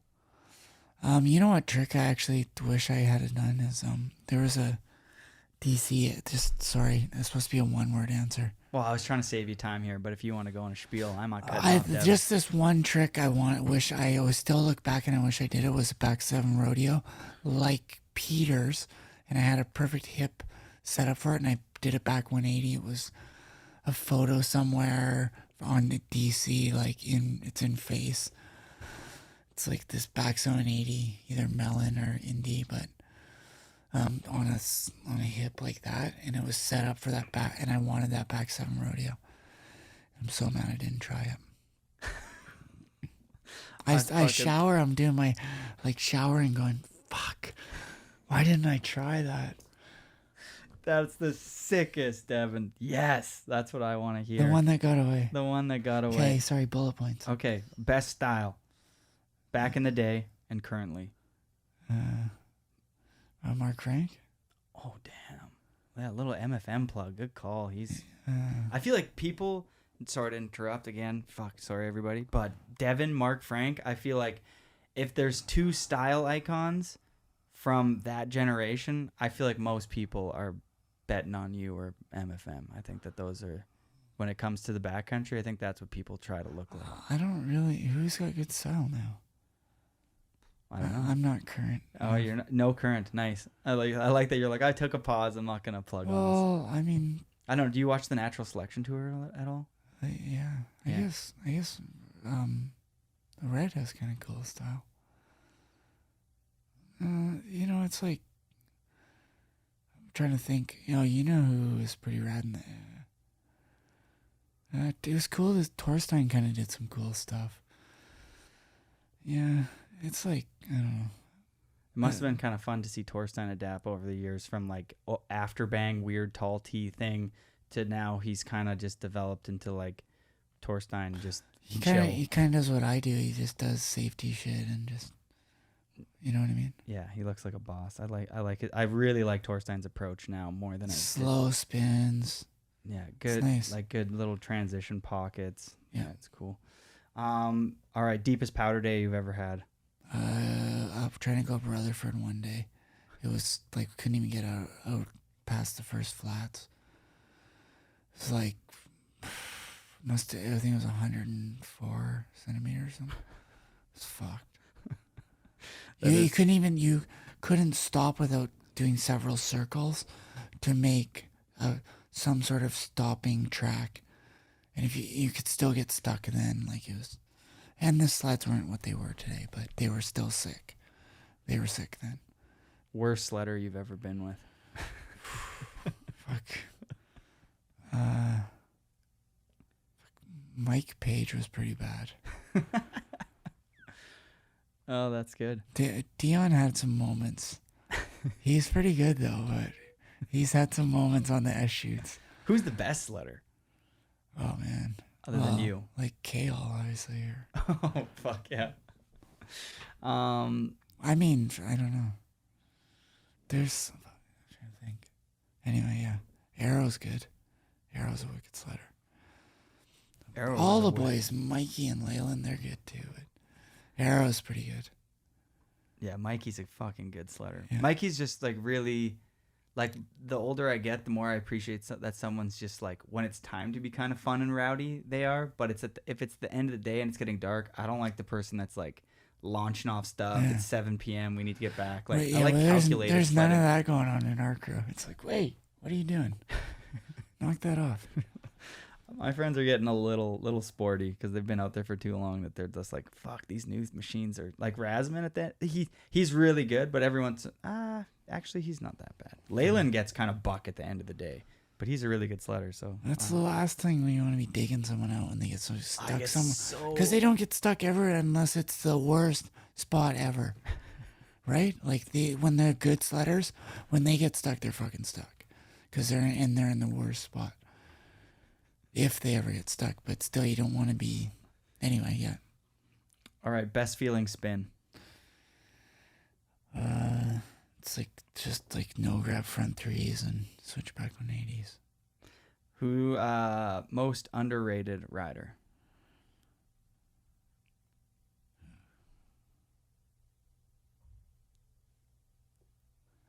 I don't know who's underrated. You tell me from your era. I don't know. Someone who was like fucking sick that you're like, oh, that guy deserves some more shine. He never turned into the super pro and he deserved it. You know, he had a lot of potential and never made it. Was Jeeves. Could have been something, but I don't know what happened there. You watched Little Bastards. He got in his own times. way. He knows that too. There was lots of guys that from guy. here, like probably someone like Mikey or one of those guys. Fucking rights. I like the Jeeves plug. I think even he knows he's made some stupid mistakes, but he's learning from them and he's killing it now. Excited to see, he's actually going to film a part this year. Excited to see that. Number 9, favorite rail rider of all time.